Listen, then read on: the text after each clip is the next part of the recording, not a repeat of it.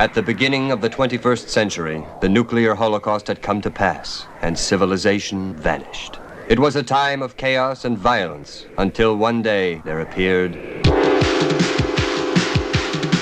the new barbarians.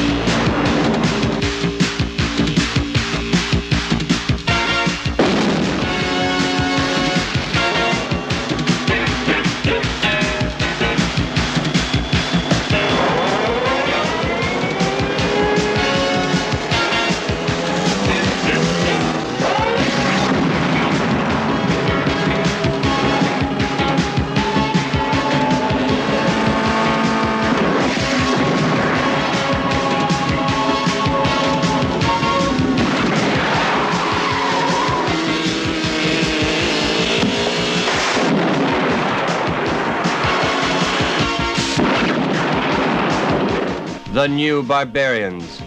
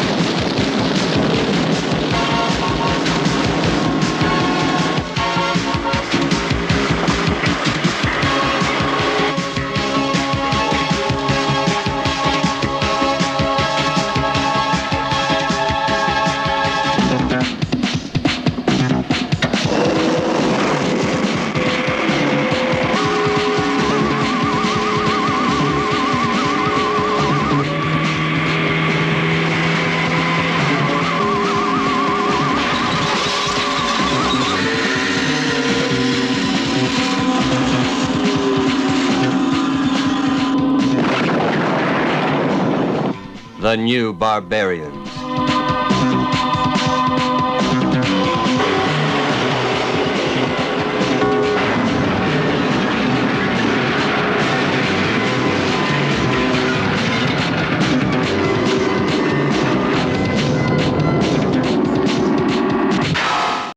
Well, I mean, you don't need to watch that one now because you've seen the whole movie in the trailer there.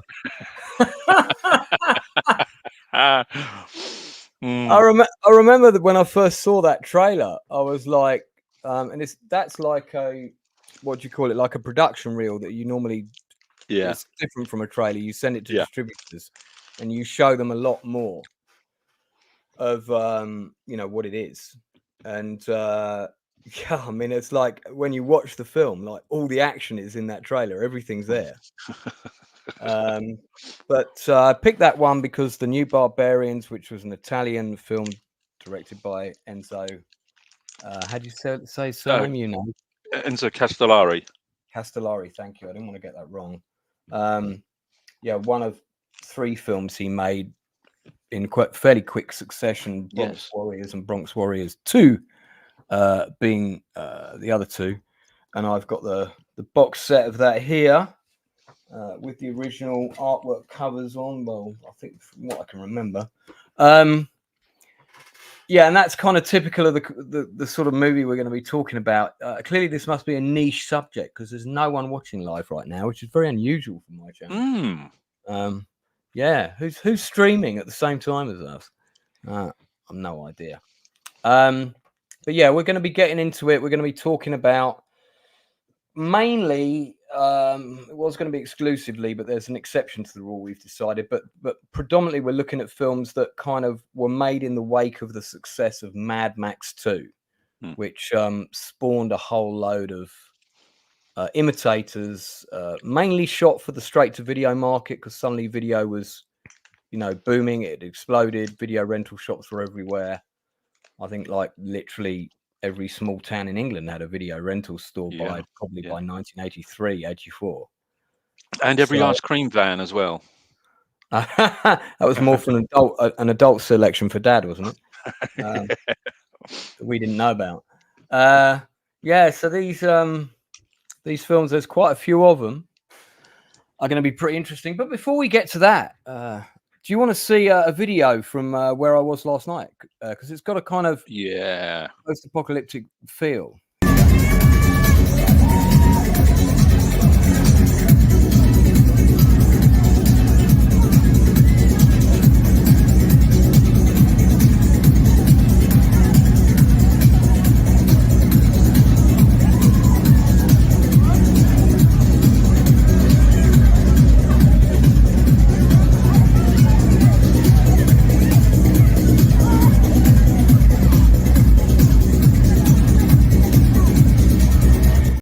All I can say is I would like her to be the angel of my apocalypse. That was Peach at Coco. Camden and I have just done a gut reaction review. Trance and rave event. Absolutely incredible event. Just amazing. Fantastic day yesterday. I'm still recovering, but boy, was the pain worth it. One of the best clubbing events I've ever been to. Brilliant. What incredible DJs. I have done a review of it, so if you want to find out more information about that event, look at the videos that I dropped today, or there was a live stream. Jamalama loves birds. We're going to talk about a few of them on this stream. One other thing that's worth mentioning is one of the films we're going to be covering today is Wheels of Fire. It was Wheels of Fire, wasn't it? Yes, it was, yeah. And which at the time, my childhood memory played tricks on me. But at the time, I remember thinking it was a cut above the other films. And we'll talk about it in more detail when we get to it. But I was mistaken. I've watched it recently, and I was mistaken about that. There were some things that they had an edge on, mainly like the number of extras. That's what happens when you film in Malaysia, and everybody works for peanuts. You get lots of extras very, very cheaply. Yeah. But one of the female leads in that film, I reached out to about coming on here tonight. And then after a discussion with her, we actually decided it would be better for her to come and do a separate industry interview rather than just talk about Wheels of Fire for 20 minutes, which is a film she hates, by the way. So Laura Banks is coming on Thursday. She'll be on my channel just before midnight, pretty much coinciding with the end of Open Bar, which is just as well because Critical Drinker is going to be co-hosting the stream with me. And, of course, Laura Banks was one of Khan's crewmen, one of his two sexy ladies on the bridge. She was the helmsman of the Reliant, in fact. Oh, and so it's going to be interesting talking to her. She's written a book called The Wrath of Blonde. We're going to give that a big plug. I've read some sections of it. It's very interesting. So, bit of a tell-all, but yeah, it's good. So, shall we start with our one that falls outside the main parameters? Shall we talk about potentially one of the first kind of post-apocalyptic films of this type, Damnation Alley? Damnation Alley, yeah. When did you first see it? I saw it on its release. So you went to cinema to see it? Yes, I did. Yeah. Oh yeah. shit! I got to see it on the TV. Yeah, it was actually school holidays, and me and some friends went into town and went to. I mean, bearing in mind that this is 1977, and where we lived, it was they actually had like this huge multiplex cinema. Before I even heard of what a multiplex was. That must have been one of the first. It was it was in Pretoria, South Africa. Oh right, okay. This wasn't in England. No, and it was this huge complex, and they had an ice rink in the basement. This huge ice rink where they used to have ice hockey matches. The next floor was bowling alleys, and then for the next 3 floors, it was all cinemas. This huge complex. and saw it on the largest screen there, Nice. and I loved it. Absolutely loved it. Um, Yes, one of the things. Sorry. well, in brief, just to summarize the plot, and the plots for a lot of these are going to be quite similar, but this one is a little bit different. The film kind of starts with World War III kicking off, if I remember rightly. Yeah. Pretty soon after that, we cut to an inside of a army missile silo base. There were loads more scenes shot for that base that were cut. These guys who are then somebody who's reading a porno mag, it catches fire or something, blows up half the base. The survivors of the base come out in these two roadmasters and are going to try and find the free territories, I think they're called in the film. Yeah. And they basically go across a sort of nuclear wasteland to get there. So it's very much within the parameters of what we're talking about tonight. It just happened to come out in the 70s, outside of the purview of the main release. It's not a B movie picture. It had a pretty big budget, didn't it? Yeah, it had a very big budget. I think it actually did have a budget that was bigger than Star Wars. And as you mentioned previously, I think on one of the previous streams, it might have been the Nielsen ratings last Tuesday, that this was the movie that was being pushed above Star Wars because they believed that this was going to be the big movie of the year. How wrong could they be? Yeah, I mean, it basically, Star Wars took off like a rocket, and this, got shoved down into the little screens, didn't it? Or should we say took off like an X-wing? Yeah, it took off like an X-wing. Let's go with that. Yeah. Some interesting variations of posters here. I think I first saw it, can't remember which channel, but it was on quite late. I do remember that. And I remember everybody talking the next day about the scene where Paul Winfield was killed by the bugs. Oh yeah. That was quite horrific. That it was at the time, yeah. Especially if you're a kid, it was like quite gory for what was around at that time. That's Las Vegas. Yeah, so the late great Paul Winfield, many people will remember him from the Terminator first film as the cop. Jan Michael Vincent, of course, when he was still clean and sober, potentially. Yeah. There's the Roadmaster. There are two in the film, but they only actually built one. It's all trick photography, and I think there's some miniatures. He was actually going to take the part of Hooper, wasn't he? Prior to Richard Dreyfuss taking it in Jaws, Jan Michael Vincent. Really? Yeah. Oh my God, that would have been such a bad decision. Can you imagine? And it was. I can't actually. Yeah, and I think it was Charlton Heston was up for Quint. He was the first choice for Quint. Right. Yeah, that could have worked. It just would have been tonally very different. I mean, they had the right cast ultimately. Yeah, spot on. So George Papard is in this, and if I remember rightly, isn't he leading the mission? Yes, he is. Yeah. Yeah, this is the beginning when yeah, I mean, it's got some sort of what were quite state-of-the-art effects for the day. They had giant scorpions kind of done with back projection using real scorpions, made them bigger. Because I vaguely remember them sort of all being around the base at the beginning. Yeah. And then there's the guy who plays the kid in this film that they pick up and rescue. We'll get a still of him, I'm sure, somewhere. He is the actor who played Rorschach in the first Watchmen movie. Oh, right. Okay. Yeah, so this is one of his first acting roles. There he is on the right, Jack L. Haley. Yeah. Blimey. Yeah, so, I mean, I watched it again probably about 2 years ago, and some bits of it are great, and some bits of it don't hold up at all. Especially the big sheet moving across the floor with all the plastic bugs on it. I remember that whole scene. Yeah. I remember that whole scene being really terrifying. But when you watch it now, it's like, it's still quite horrible. But that bit kind of kills it. Do you know what I mean? Yeah. Yeah. I did like what they did with these scenes with the color saturation and stuff to sort of suggest everything was radiated. Yeah. I mean, it's a very nice looking movie. Yeah. Yeah, it's not badly shot. The cinematography is pretty good. It's got a fantastic score. Yes, it Um, does. Who did the score for this? Jerry Goldsmith. Oh, well, there we are. Mm, One of the greats. yeah, one of the greats.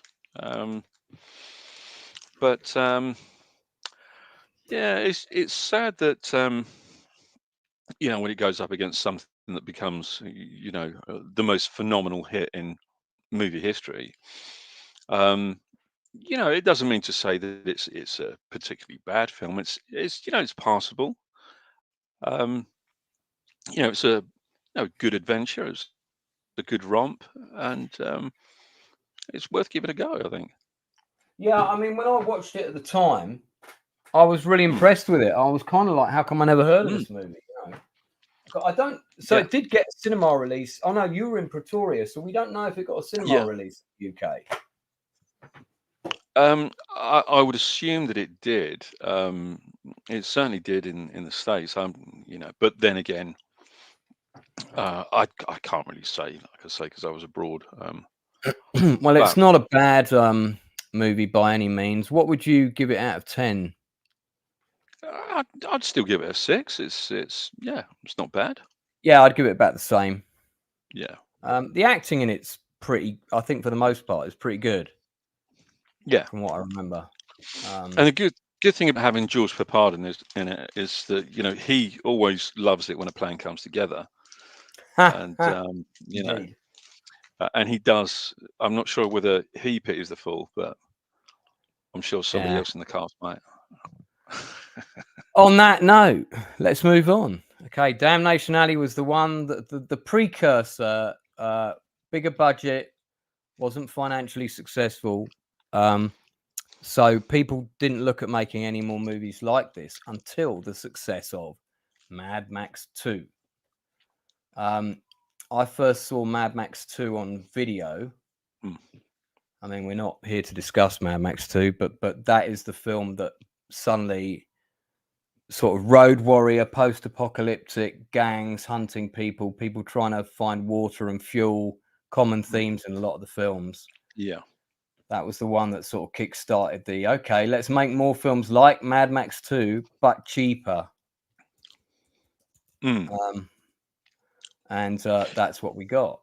I first saw But Mad Max 2 on video. Did you? yes, yeah, exactly the same.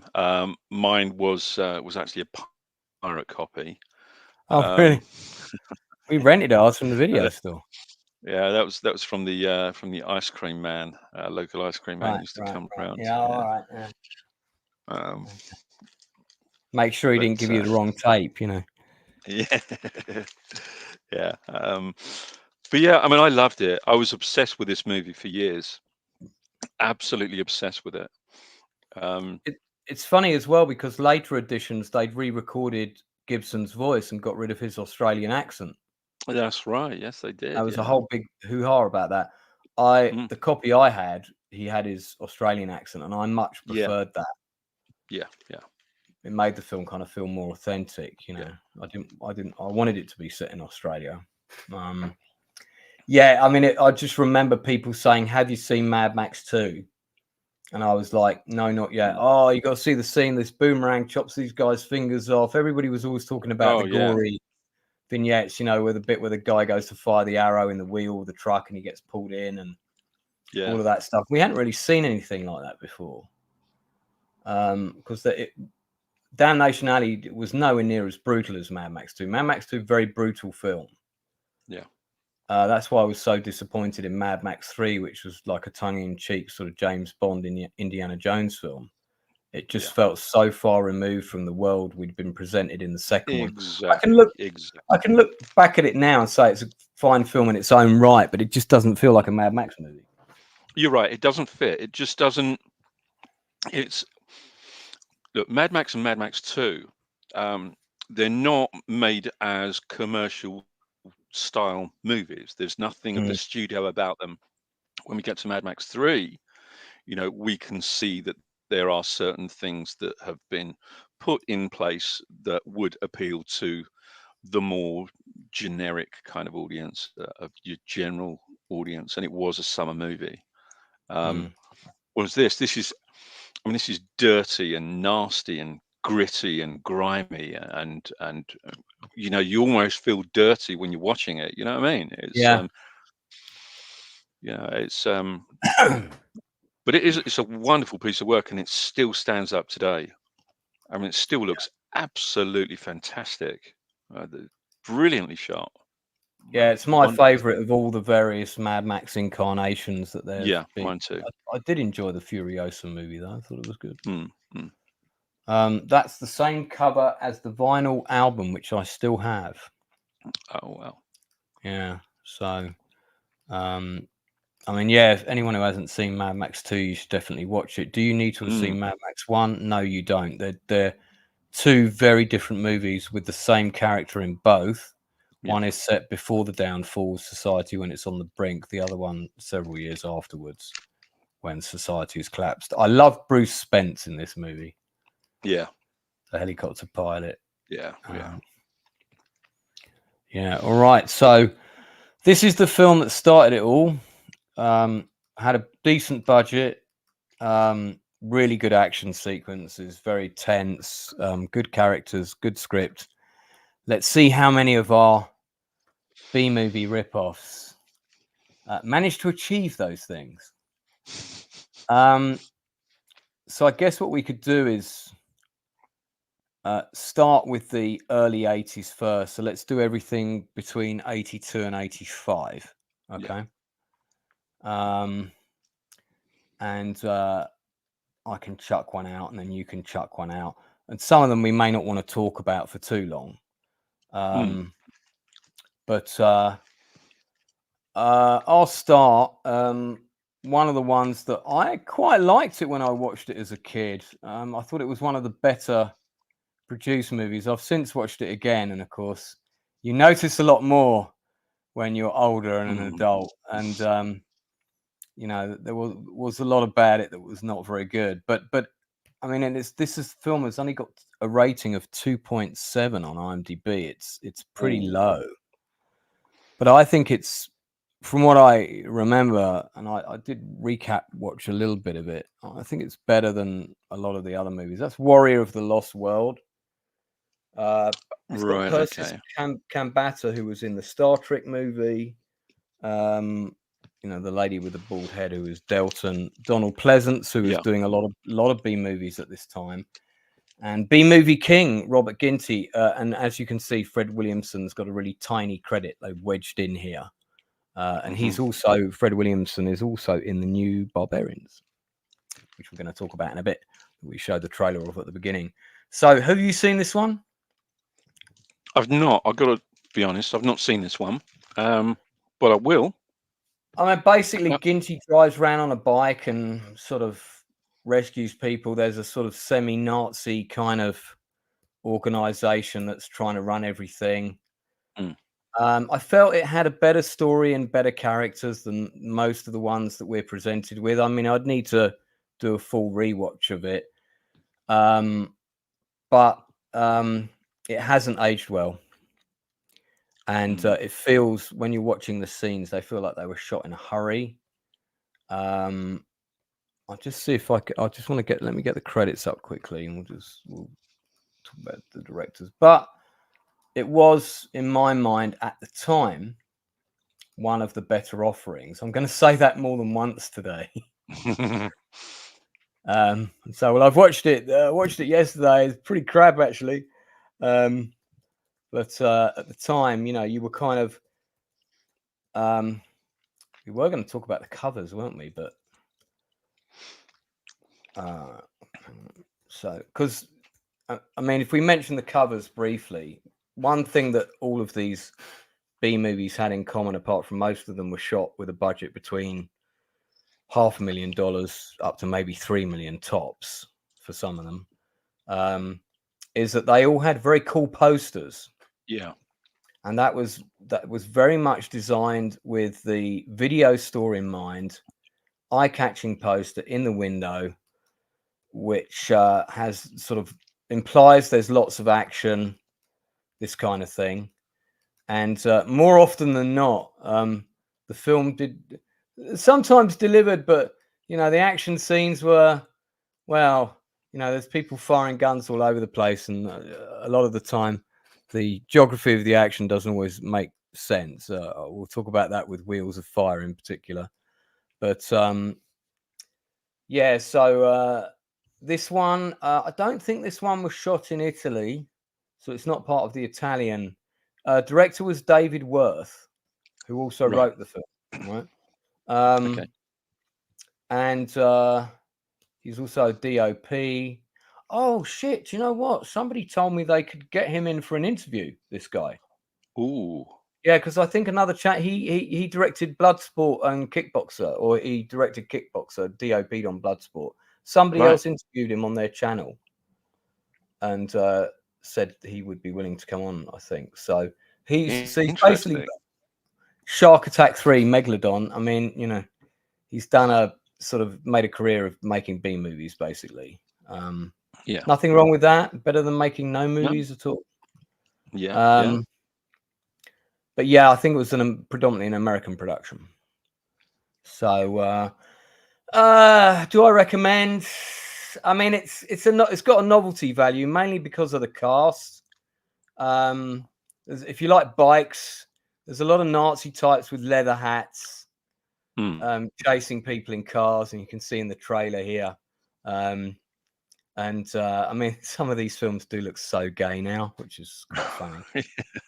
But it's got an above average cast, so the acting in it's slightly better than normal. Okay, so that's my first one. What you got? Before 1985. Well, right. I suppose we could go with crikey. What I mean, I was going to go for, if I'm completely honest, I was going to go for Metal Storm, but obviously we have to exclude that. Yeah, we're not going to include Metal Storm and Space Hunter. We talked about this earlier because they take place off of Earth, and we're looking at films that are like post-apocalyptic Earth, but they still need to be, even if it's an alternative Earth timeline, that's fine, but they should take place on Earth. I think Metal Storm and Space Hunter, there's never any mention of Earth, so they're both basically science fiction action adventure movies, but I wouldn't put them in the same subgenre as Warriors of the Wasteland. They've got that apocalyptic feel, especially Metal Storm, because it's got that very, you know, Charles Band gritty vibe. Yeah. I mean, it's good we're not covering that, because we'll just spend 20 minutes talking about how great Tim Thompson is, you know. I mean, and he is great. Terrific. He is great. So give me another one. Right. Okay. So we could go with 2020 Texas Gladiator. Well, funnily enough, that's number 1 on this list on IMDb. Yeah, and I kind of skim watched through this. This was one of the ones that, like, I used to rent a lot of videos with my friend Paul Wilkins, and he was basically, you know, ultimately the decision of what to rent came down to him because he had the video recorder, even though we both chipped in. And I remember picking up the box for this one, and he was like, "No, it looks naff." So we didn't rent it. So I didn't see it at the time. But tell us about it and your thoughts briefly. Right. I don't know whether I'm getting this confused with something else, because it's completely gone out of my head. And I've got a feeling that I am getting this confused with. You might be getting it confused with. There's another one where. Do you mean the one where they're playing games like it's almost like the Running Man?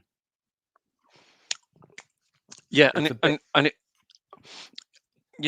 it ends up. Oh, that isn't called Endgame, is it, by any chance? Yeah, Endgame. Endgame's the one the one you're thinking of. And they are similar. Yeah, they are similar, but they're and not it kind of So yeah, my apologies. And it is called Endgame. So you have this character that so he's you know, it's very much like the Running Man in terms of you know, having to play this game. You have literally a worldwide television audience watching this game. Hunters and Prey, aren't they, or something like that? That's it.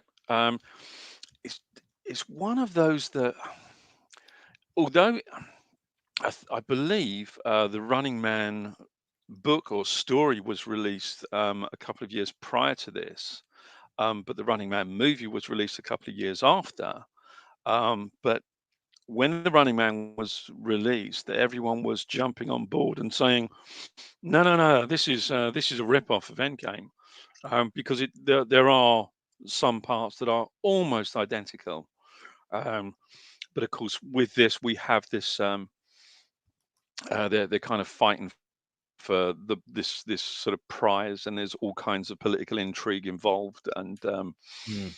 but there's a prize, and when we get to the end, it's a very much an open end of who's going to be the winner.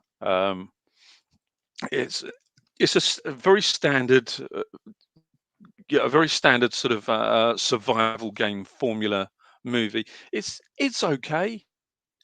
Um, but there were loads of them that came after. There were tons and tons of these movies that came after. It just, I don't know. I mean, I liked it at the time. I don't think I could sit through it again. I don't think I could sit through any movie where they have these kind of futuristic games. I mean, we've already had things like, rollerball and stuff like that. Yeah. Um, but which in Which essence is a survival. apart from the actual rollerball game sequences, that film is dull as fuck. I'm sorry.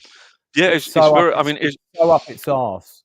it's actually one of my favorites. I mean, I It's like it, actually, but I yeah, just like find all the yeah. kind of the allegories and do you know what I mean? All of that I stuff. I get, It's yeah. I can proper understand that. shoveled in your. It's just like, come on, please. It's like trying to be Uh, 1984, but with roller skate battles in between, kind of yeah, thing. I totally get where you're coming from with that. Big Dave Um, K says much of the time the posters were more fun to look at than the movies. Yeah, very you're true. you're absolutely right. You're absolutely right. I mean, like you said, we were going to talk about the posters, and the poster art. Some of it is absolutely staggeringly beautiful. Really incredible pieces of work. Good to That see you, could, Snorter Poopus, and thanks for coming in. you know, but they're. And I think we were talking about this earlier that some of these posters were drawn by the same small little group of people, and I think you can kind of tell, particularly Mm. the Italian posters. Um, and you're right. They are considerably better than the movie themselves. I mean, those are the things that have drawn us in.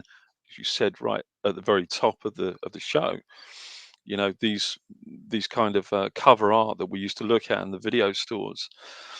Obviously, we couldn't see a trailer, we couldn't sample any of the movie, we couldn't ask them to put the movie on just for 5 minutes so we can have a look, see if we like it. Sometimes you We'd have saw to, the trailer on another video that you rented, like Entertainment yeah, and Video. yeah, yeah, Always had like 5 or 6 trailers on the front, very long mm, trailers as well. yeah, yeah, Um, yeah, which again nearly always showed everything that happened. yeah, yeah. That's It's a right. bit, it's kind of not really the point. Yeah, Um, but in terms of Endgame, eh, I think now I've seen so many movies about games, these survival games. It's no longer a new concept. It was probably worn out even by the time Endgame was made. To be honest with you, it's okay. It was passable in its time. Um, Not an enormous amount of conflict to make you really root for the guy. Yeah, it's all right. It's okay. I mean, it sounds like I'm really dissing it, but I'm not. It's okay, and it's worth a watch. But I wouldn't lose sleep over never seeing it again. and But it's available for free on YouTube as well, isn't it? Like many of these, right, okay. I Oh, believe, excellent. because Yeah, I I'm think I'm sure it is. Yeah, I watched bits of it. yeah. Um, Um, but I mean, look, I mean, I sound like I'm kind of having a little bit of a downer on a film that I've actually picked out, that I've seen, and I'm really not. These are what they are. And they certainly did the job back in the 80s, when we were going to the video stores and trying to find something, to fill our sort of time. Mm. But they're entertaining. They are mindless entertainment for the most part. But you mentioned about a central theme that runs through most of these, in fact, almost all of these. It's either the pursuit of water, the Yeah. pursuit of gasoline, Yeah, gasoline. yeah, or it's going to be a society that is now controlled by women. Oh yeah, that happens in a couple of them. Yeah, I think there's a few of them that's happened. I think what's the one I'm thinking of? Is it Phoenix the Warrior? I think is one of I them. vaguely recall that one. Vaguely. And but they are, that's fine. But that's what we probably imagine if there is going to be an apocalypse. If they're, what we're going to be hunting for is going to be food, water, fuel, and procreation, isn't it? Mm. Yeah, procreation of the species. Let's talk about the Enzo Castellari trilogy. Thank you. Trilogy. So there were 3 films that came out, I think all within. I mean, I know that by the time they'd finished shooting Bronx Warriors 1, I think the distribution deal basically got him the money for Bronx Warriors 2. It's also known as Escape from the Bronx. Now, this was the very first Mad Max B movie that I ever saw. This is the first one that we rented. And I can't remember if I rented it, who I rented it with, but it had a very cool cover. It wasn't this cover. I wonder if the original video poster is here. It wasn't that either. And this heavily lent on.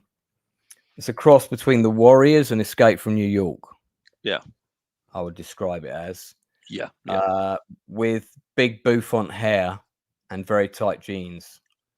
That was the cover for the VHS rental that we rented. That's the one. Bikes, machine guns, looks pretty cool.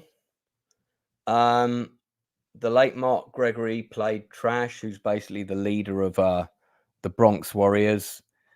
They shot a few bits of Second Unit in New York to sort of get the backdrop of New York and stuff, and then the rest of the whole rest of the film was shot in Italy, in and around Cinecittà, I believe. I don't know if they shot in Cinecittà Studios, but it's around that part of Rome.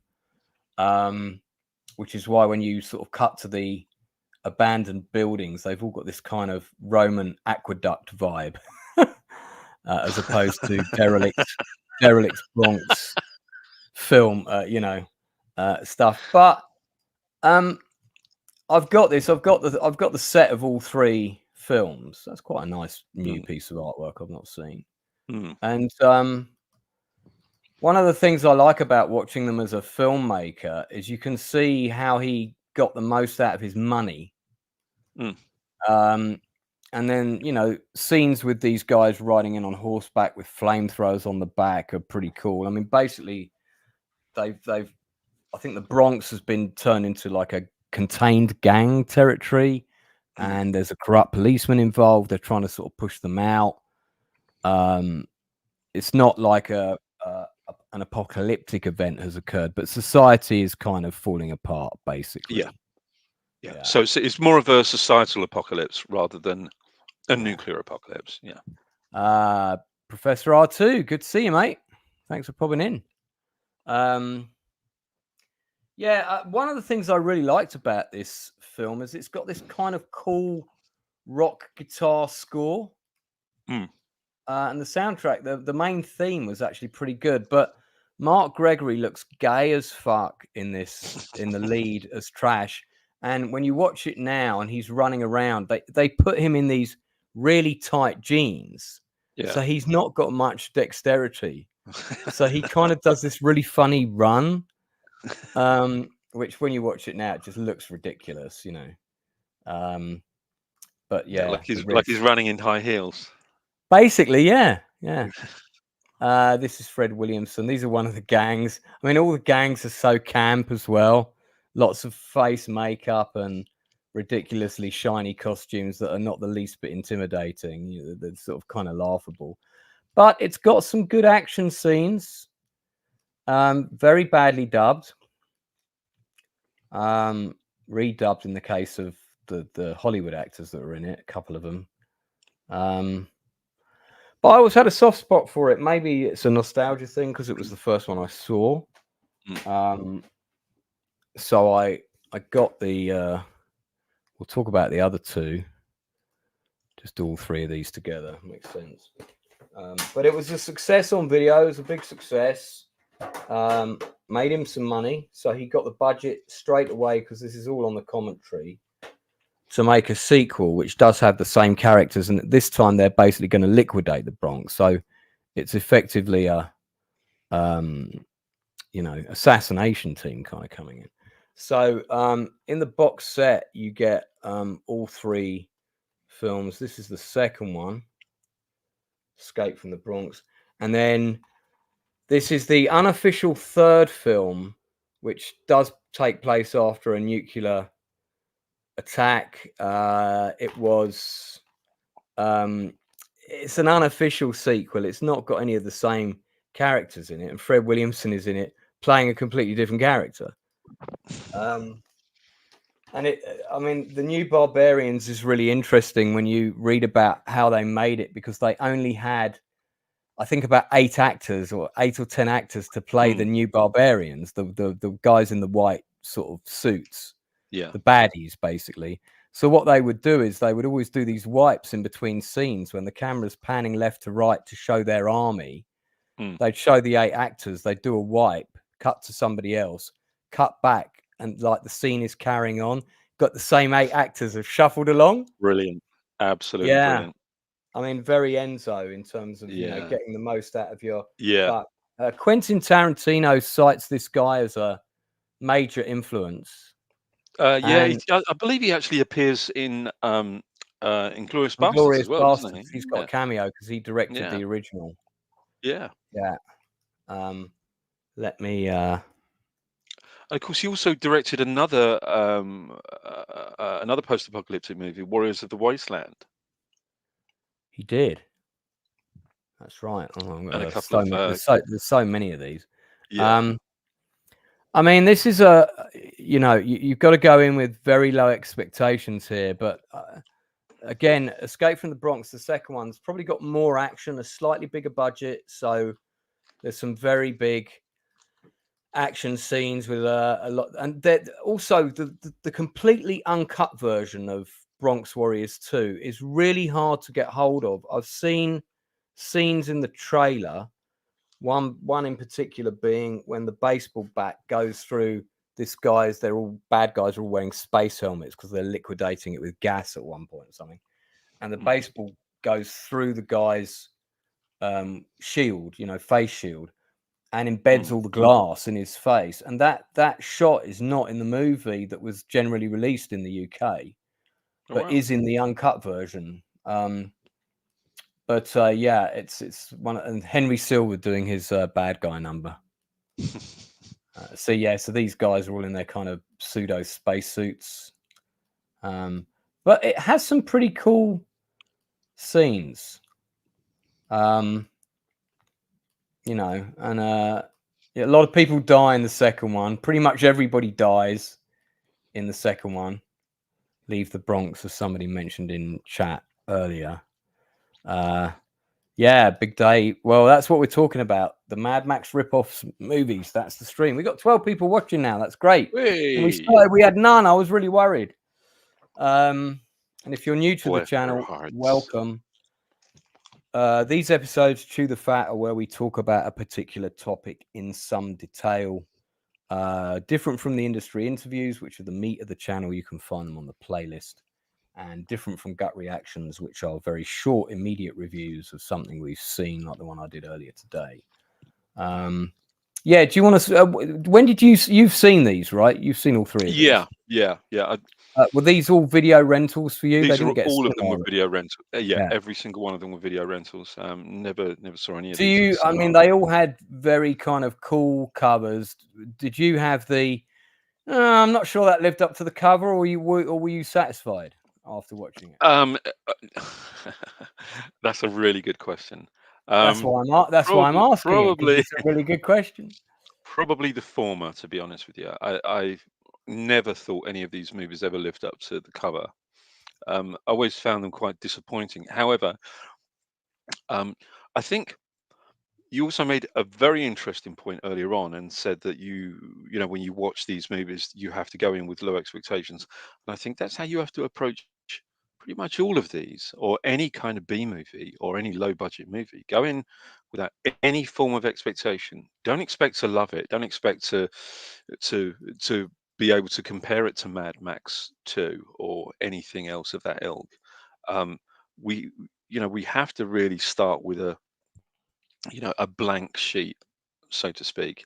And my expectations with these kind of movies, watching them for the first time, and obviously I haven't seen all of them, No. watching them for the first time is always going to be low. Um, but these, on reflection, these I actually think are among the best. Yeah, I would agree. I mean, they've got a semi decent story structure. Mm, The New Barbarians is probably the most fun because yeah, it's the most camp. Um, there's a number of really silly deaths in it. There's one where somebody gets like pulled under a vehicle, and you can just see it's a dummy. It's so obvious. yeah, yeah. Sort of cut from the shot of the stuntman falling off the vehicle. I mean, it's pretty brutal considering. Not sure what's Mm, going on here, um, but and George Eastman, of course, was kind of one of Enzo's go-to actors. yeah. Um, But you and can you can that's not his real name. That was his a kind of adopted Hollywood yeah. name. Yeah. But you can tell that these were made by a competent director. These weren't made Oh yeah. by, some schmuck who just happened to have had a camera and an idea. This was made. These were made by a competent director. I mean, he'd had a string of very, very well received movies right up until this point. Um, so yeah, he was a very good and very competent director. As you mentioned, the original, The Inglorious Bastards, also Eagles Over London, one that we spoke about previously, Warriors of the Wasteland. I think a couple of the Ringo movies. Did he do? I'm not sure whether he did one of the Django movies. He may or may not have done. I know that he did a couple of Ringo movies. This was Um, forget the foreign title. This was the cover art for the UK VHS. mm, Because I remember thinking, oh, there's a guy with a laser gun in the film. Not true. Um, yeah, false advertising there. Trying to give it a bit of a Star Wars vibe or what they were yeah, doing. yeah, This guy has the most ridiculous haircut and shoulder pads combination in a film you will ever see. This guy plays this character so over the top. Now, I want to say something about this kid, right? So one of the things that these films have all got in common is that the dubbing generally is quite bad. yeah. The Italian actors are dubbed by English-speaking counterparts. The American actors, the sort of Fred Williamsons of the world, who were kind of B-list actors, did B movies. They would redub their own lines because it would go out in Italy first, and the initial print would be redubbed in Italian, so they had to come back in and redub their own lines. So even their own lines, the English-speaking actors, don't sync up properly. This kid in this film, his lines are so out of sync, and it's the voice that they got to do this kid. The person can't act for toffee, so it makes this kid's performance really weak. I always remember that about the film, which is kind of a shame. But hey ho, it's the way the cookie I mean, crumbles. for me, I mean, I love the bad dubbing. Well, I that's part absolutely, of the charm, yeah. isn't it? You're right. It's the charm. Part of the Um, B movie mm, charm. yeah. Um, But as I've mentioned previously, I think the Italians do this kind of exploitation of genre, or exploitation of genre very, very well. You know, the way they exploited the Western movies, the way they exploited the thrillers, the kind of who or why done it kind of movies, with the giallo, and the way they exploited the police procedurals and the the Star Wars clones as well, which is obviously that's another story. Mm. But these are very good. I mean, they're not brilliant, but they're very entertaining in terms of, you know, um, sit there with a couple of brews and you know, watch these and have a little bit more of a laugh than you I would think I really. think these have been more entertaining to watch now Mm, than when they came out, because when they came out, you know, the young naive teenagers that we were, obviously Inside Man much older than me, of course, but much. um, we were sort of expecting them to be good because, you know, fun poster equals good time. Not always Mm, the case, as we mm, found out. Whereas now you can kind of watch them for what they are, laugh at the stupidness, and at the same time go, "Oh yeah, that bit was quite good considering they had no money." You know, yeah. one of the things I wanted to say was, out of 10, we should when we're talking about these films, we should mark the vehicles on ridiculous spikiness. One being they don't look spiky at all. 10 being the spikes on these vehicles are ridiculous. I think this film is probably around 6 or 7. Yeah. Loads of unnecessary plating and bits and pieces on, Yeah. just to make them look futuristic, that serves no purpose at all. I like the ones that are so cheap that they've just got bits of cardboard that have been spray painted stuck to them.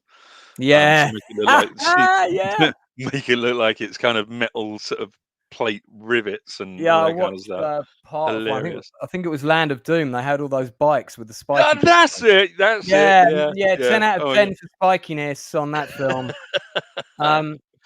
Shall we do that one next? Because you watched that, didn't you, recently? yeah. Oh, I haven't seen it for years. Well, we'll give it a quick mention. Yeah, Um, yeah.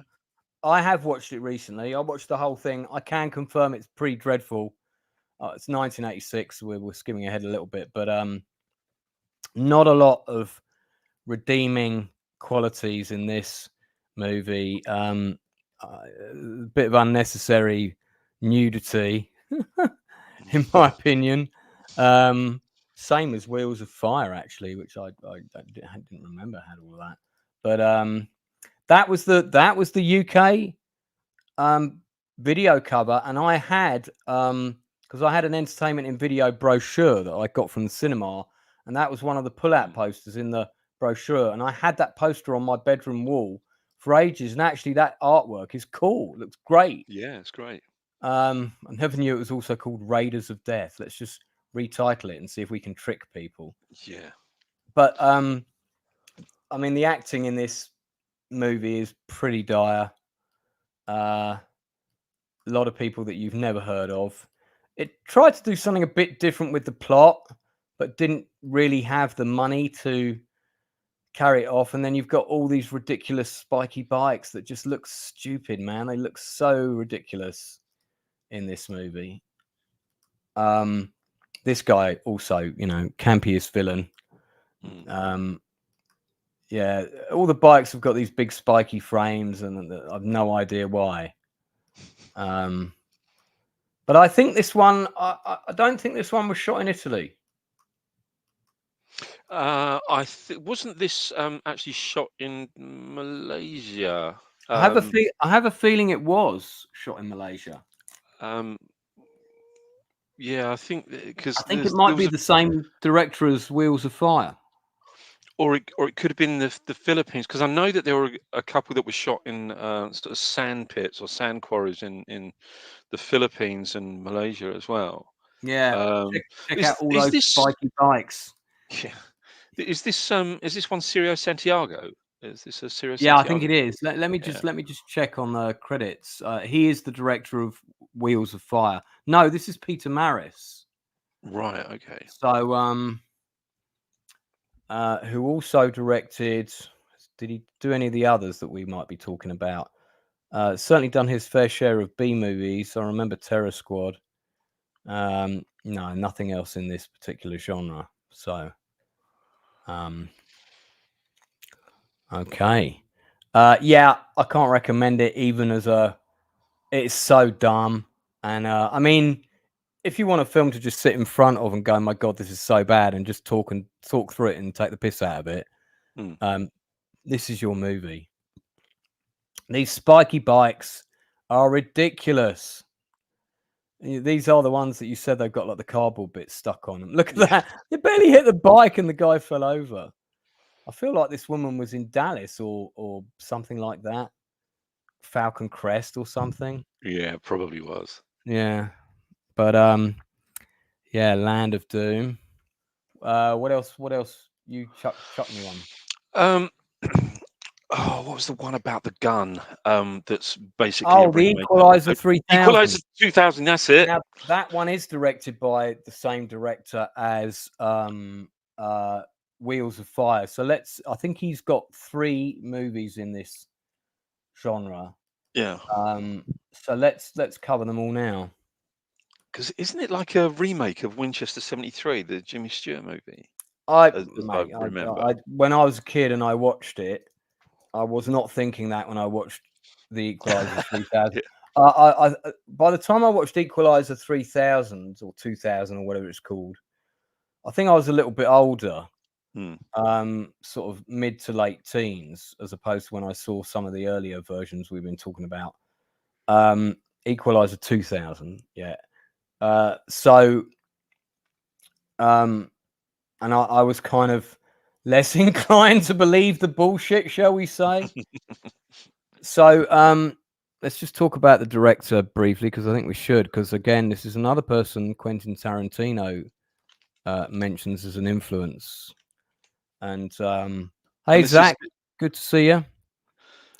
Couple of sci-fi movies. Yeah, we talked about them earlier, but they're not set on Earth, so we're ruling them out of this discussion. So this is Cirio Santiago. Yeah, so he did Striker. He did Striker, which is one of the early Mad Max rip-offs. Came right out after Mad Max 2. He did. Hang on a minute. There's loads of like Chop Socky and prison films and all this, but Raiders of the Sun, which June Warriors. So he did June Warriors in '91. So we can include that. And he did Equalizer 2000. And then Wheels of Fire. So shall we go Wheels of Fire and we'll go up and we'll cover all 4 of those? Yeah. Did you can I just quickly? Sorry, yeah, I just want to quickly mention a little bit about Cirio Santiago. Yes, please. So Cirio Santiago, right, a really interesting guy.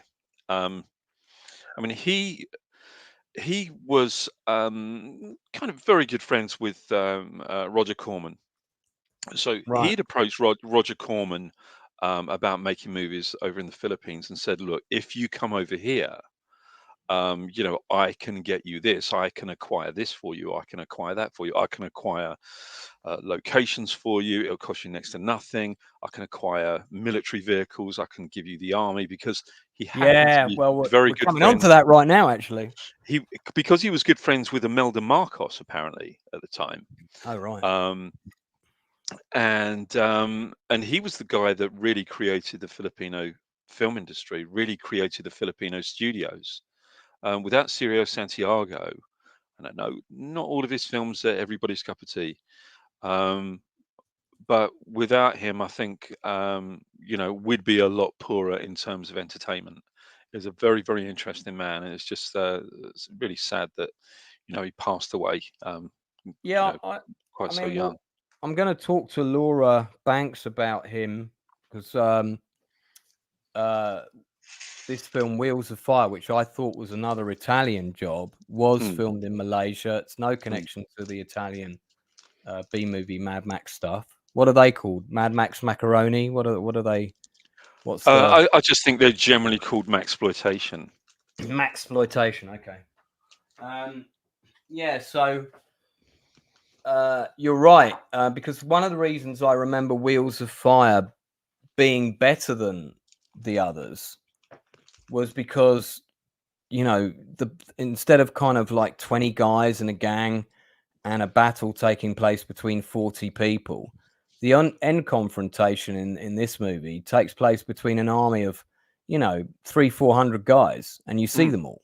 They're all extras. And it's clear that I'm guessing they probably had access to the Malaysian army as extras. This is the UK VHS video cover, and I also had a massive poster for that on my door as well. I thought it was a very cool poster. And yeah, I just kind of remember thinking, oh, this one had ambition, you know, it had a big budget. But when I watched it, I watched the whole thing earlier this week. Man, I hated it. I didn't even like it in a kitsch way, and I can say why. I mean, I like the scale of it. I still do admire the scale. They also go very non-spiky on the cars, so they score 1 on the ridiculous spiky rating. But there's unnecessary scenes of nudity that just made me feel very uncomfortable. That I just they were blatantly there for sales. They cast a Playboy girl, and she's basically there to get her tits out. This is Laura Banks. Laura Banks had a horrible time working on this film. She said that one of the people who was cast in the film, I won't mention who it was, tried to cop a feel with her during a kind of lovemaking scene, which she didn't even think should be in the movie because her character wouldn't have done it. And I completely agree, having watched it back. And this guy was a massive cocaine dealer for all the stars in Hollywood. So not a particularly pleasant character, from what I understand. But it had scale. You know, look at this. They went for scale. Lots of vehicles, big action scenes. See that, like, you know, as you can see, I've got access to the Malaysian military. What do you need? You need some howitzers for the film. Yeah. So you didn't get howitzers in many of the Italian Mad Max ripoffs, but they're in abundance in this film. But yeah, I don't know. It just, the other thing that really annoyed me about the movie was the way the action was edited and directed. It's terrible. There's people firing guns at people that would kill them, but they're not hitting them. And then the hero just kind of like guns everyone down. And the lead actor has got zero charisma. He's absolutely terrible. And I mean, okay, you don't expect the B-movie actors to be amazing, but I actually think the lead guy in The New Barbarians is pretty cool. I like that actor, Giancarlo Pete, who was in an episode of Space 1999. He had a small part in Lady Hawk. I actually rated him as an actor. I thought he was pretty good. And this woman has a hawk that follows her around for like no reason. It's just, but they use the landscapes well, because you know you're not just outside Rome. You've got some different options. So there is merit in the scale and you know, making the film look big. But you know, you know full well that as you say, as soon as you got a little bit of female, you know, unnecessary female nudity, you know that this is the distributors saying, look, put this in. Yeah, oh no, whichever way you want, or else we ain't going to take this movie. You know, you can't have a pre-sale. So, just to remind people, this is Laura Banks on the right, and you may recognize her from Wrath of Khan, because she was one of Wrath of Khan's 2 sort of sexy female sidekicks. And I am interviewing her on the channel on Thursday night, just after Critical Drinkers Open Bar. So we'll be on just before midnight UK time, talking all things Ricardo Montalban, Wrath of Khan, Wheels of Fire, among other things. And they had these really strange dwarf people in this film. I kind of like applauded that, as in, you know, okay, you're trying to make an effort, different tribes and stuff. But just, didn't like it. And the action scenes were just really poor overall. So this one, I remembered it being like one of the best when I was a kid.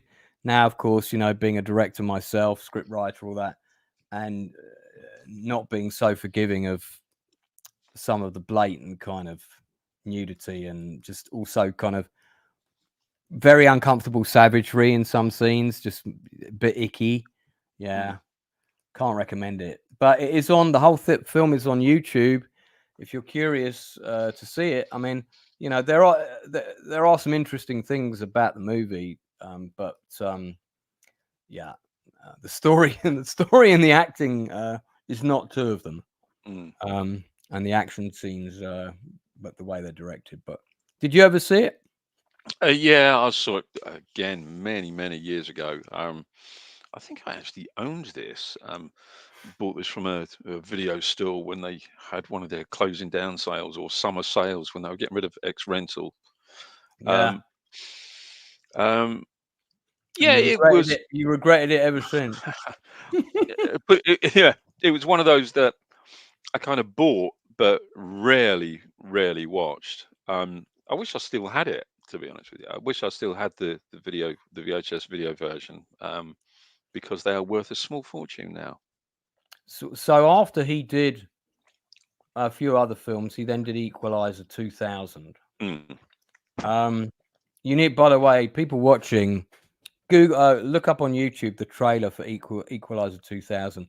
It's a ridiculous trailer, and the basic premise of the whole show, it's post-apocalyptic.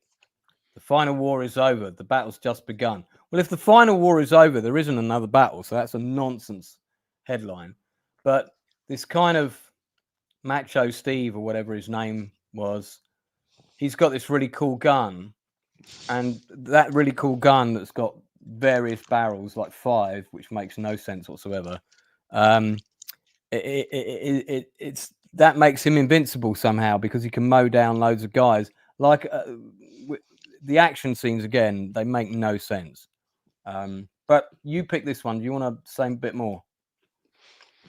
Yeah, it is. As I said, as I recall, it just very much reminded me of the Winchester 73, in as much as it was really the story about the gun, and it changes hands various times in the film, and so it hasn't really got a particularly coherent plot, as I recall. It really is just about the gun. So the gun sort of, like I say, does the rounds, in more ways than one. Probably does about 1,000 rounds a second or something.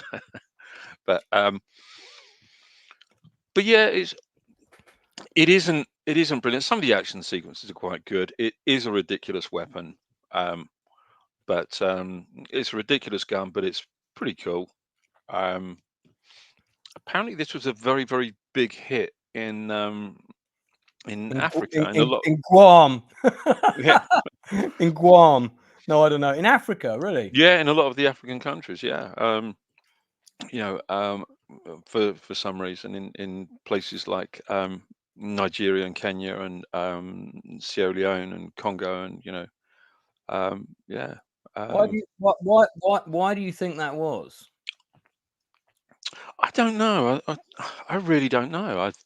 Perhaps it was just perhaps just a general escapism, or this was pretty much all they could get to watch. Well, I'll tell you what. Let's watch the trailer and see if we can assess why this was popular in Africa, because I feel we need to know. 2000.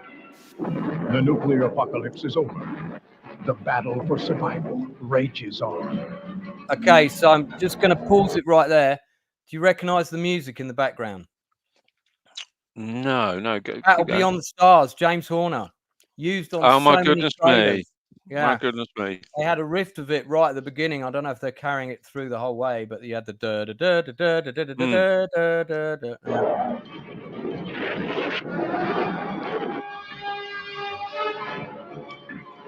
Yeah, that's pretty much what his accent. Mutant renegades rule the highways, laying waste to the post-nuclear world.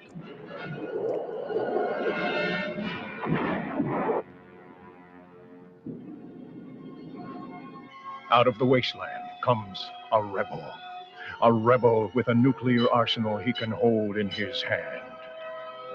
Equalizer 2000. How is it a nuclear There's a piece of arsenal? garbage out there named Lord. I'm gonna kill him if it's the last thing I do. See, look, now this is his second post-apocalyptic movie. Notice how the cars have now got more spiky bits.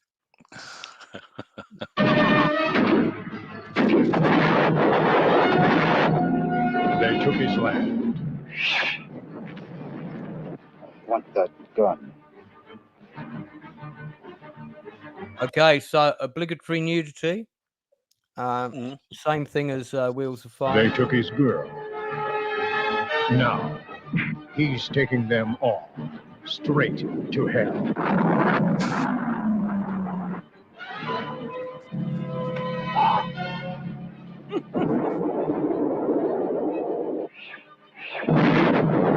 A weapon without limits. A warrior without equal. Equalizer 2000. Yeah, Battle Beyond the Stars again at the end. Yeah. A weapon without limits. Surely the limits are the ammunition, aren't they? Yeah, you'd think so. Yeah, I did rent this. Armed with his own nuclear arsenal. Yeah, but there's not a nuclear weapon in the gun, is there? That's nonsense. No. I did rent this, and I rented it on the strength of the trailer, actually, and it must have been that trailer. I remember there being more shots of the gun spinning around on its axis, like they just shot the gun in a studio. Remember that? So there's probably a couple of different versions of this trailer, but so that was his second movie. Have you got anything else you want to say about it? Yeah, don't watch it if you if you really want to Right, be ladies and gentlemen, we are recommending lots of films for you not to watch. But no, I mean, look, I have to be honest with you. I mean, I kind of admire these sort of filmmakers because at least they try. You know, at least they've tried to entertain. You know, as you say, making a movie, however cheap, however low budget, and everything. You know, at least they're making movies, and they're consistent. They might be consistently bad, but they're consistent. You know. And also, as you said, you know, in certain circumstances, you sort of recoil at the idea of you know, distributors ordering them to put certain types of scenes in order for distributors to actually accept them for sale. You know, and you know that's really, you know, it's not necessarily the filmmaker's fault. It's just an obligation that they have to fulfill. But they're okay. They are entertaining, and this is entertaining. I wouldn't recommend it if you're really looking for something highbrow. I mean, it's possible our stream will be more entertaining than any of the films we're presenting this evening. It's entirely likely. But if you're fed up with Marvel movies, you know, these are the next go-to category that you really need to start watching. Well, the next one that our good man directed, because like I said, he did 4 of these, was I think it's David Carradine was the star, and David Carradine was sort of already making his mark in the 80s in various B movies, and he was a known face because of the success of the TV show Kung Fu. So, you know, when he wasn't getting the big Hollywood movies, people would look at, okay, who's not working right now? You know, but they've got like, oh yeah, it's the guy from Kung Fu, or it's the girl from such and such. You know, it's that kind of, who can we get on the table that's not as expensive? Yeah. So this is June Warriors, which came out in 1990, but we're doing all of this directors' films together, so we'll cover this now. And we're covering films from 1982 until 1992, just to let people know. Now, I've never seen this one. Beyond the end of the world lies a wasteland. Oh. Ruled by... Beyond the end of the world lies a wasteland. Is there ever anything else? With a hope for good. An age of warlords. A time for heroes. We stand together. We can beat the son of a...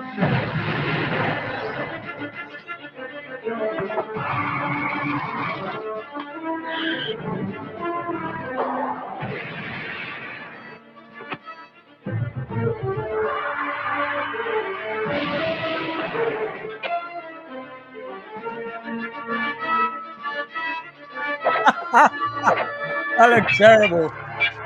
David Carradine.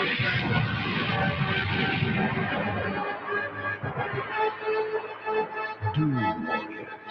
They're real, ruthless.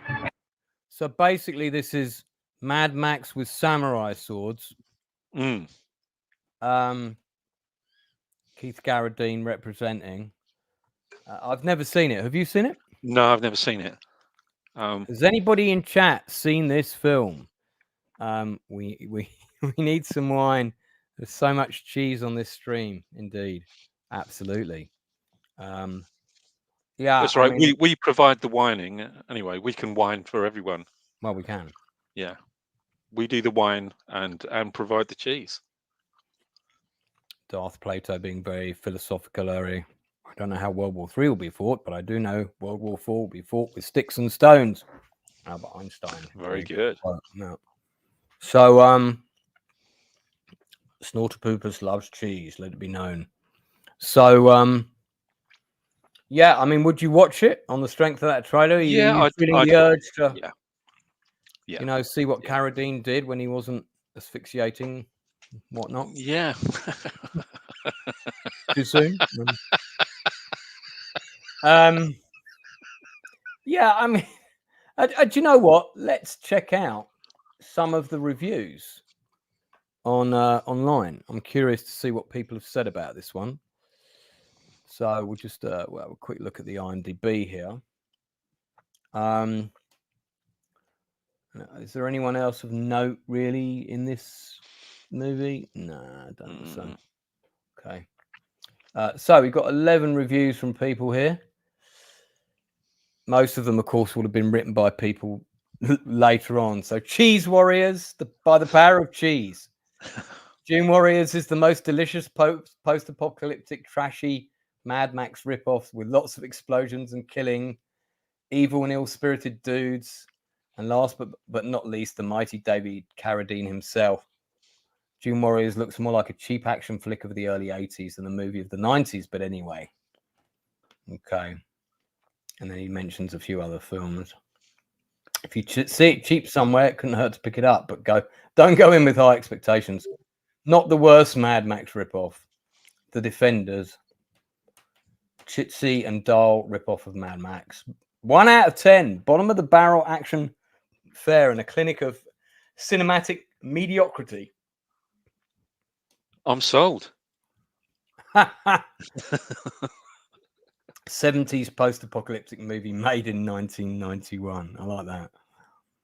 I mean, some people seem to quite like it. I mean, I know that this director does have his fans, Cirerio. I mean, basically, I think the talent of the man was he was able to do quite a lot with not a lot in terms of financial. Most of his films, I think, were budgeted around $500,000, something like that. And so he was a bit of an Albert Poon of Malaysia. Yeah. Although I say that when I want to qualify with Albert Poon was a very, very talented film director. Yeah, and I mean, clearly he knew how to make a film to market. You know, this is a Mad Max action ripoff. Here you are. Lots of explosions, and this time it's got swords in it. So, yeah. Well, report back, Inside Man. Let us know, your findings when you've watched it. Well, I might actually cover this one for Tuesday now. So, all right. So I think we said he did one more, or that might be all of them. Maybe that's all of them. I think that might be those that he done in that tiny little clump. I think he may have done a couple of others. There's nothing else. Some people have said Raiders of the Sun, kind of, but I think this is more of an Indiana. Oh no, it's a post-apocalyptic future, 1992. It counts. So he did do another one. I've heard that this film is absolutely terrible. I haven't seen it. Quick look at this. It's got 4 out of 10. Yeah, another low budget post nuke movie. Don't watch this movie, even if your life depends on it. Well, yeah. So I think he did 5 of these altogether in our time frame. Mm. I mean, the guy chucked him out there.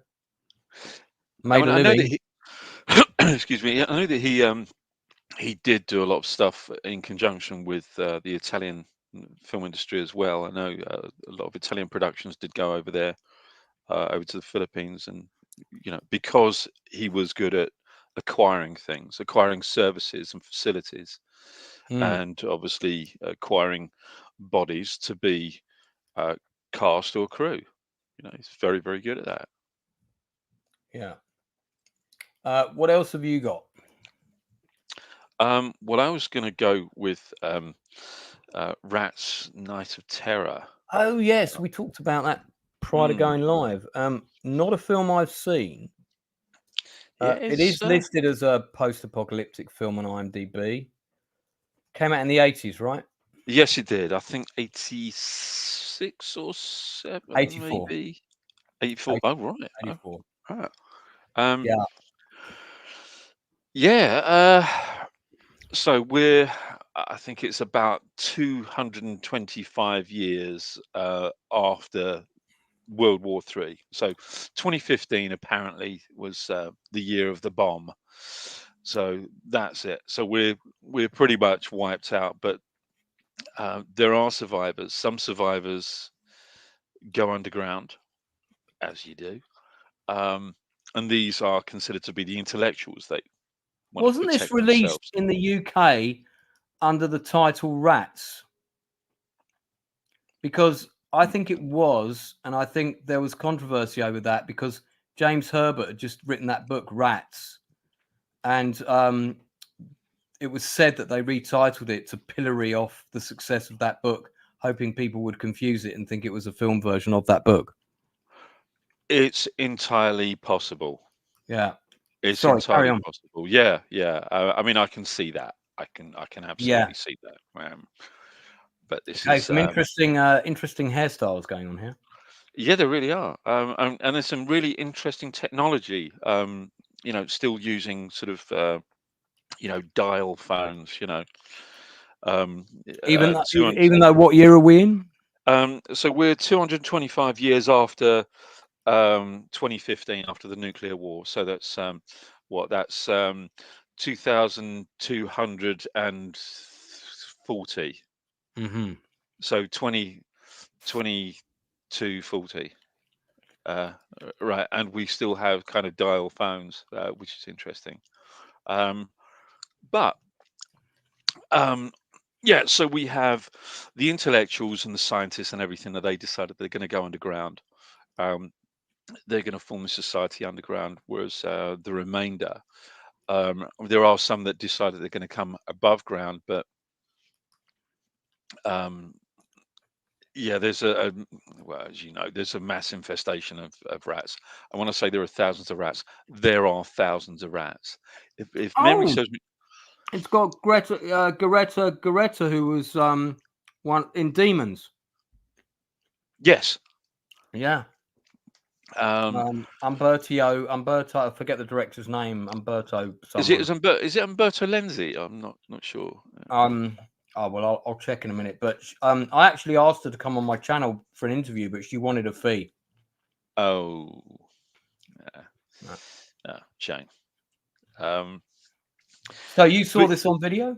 yeah, I saw this on video, and yeah, there's some pretty cool kind of rat stuff in there. The rats are kind of a little bit more intelligent than people give than we would expect them to be.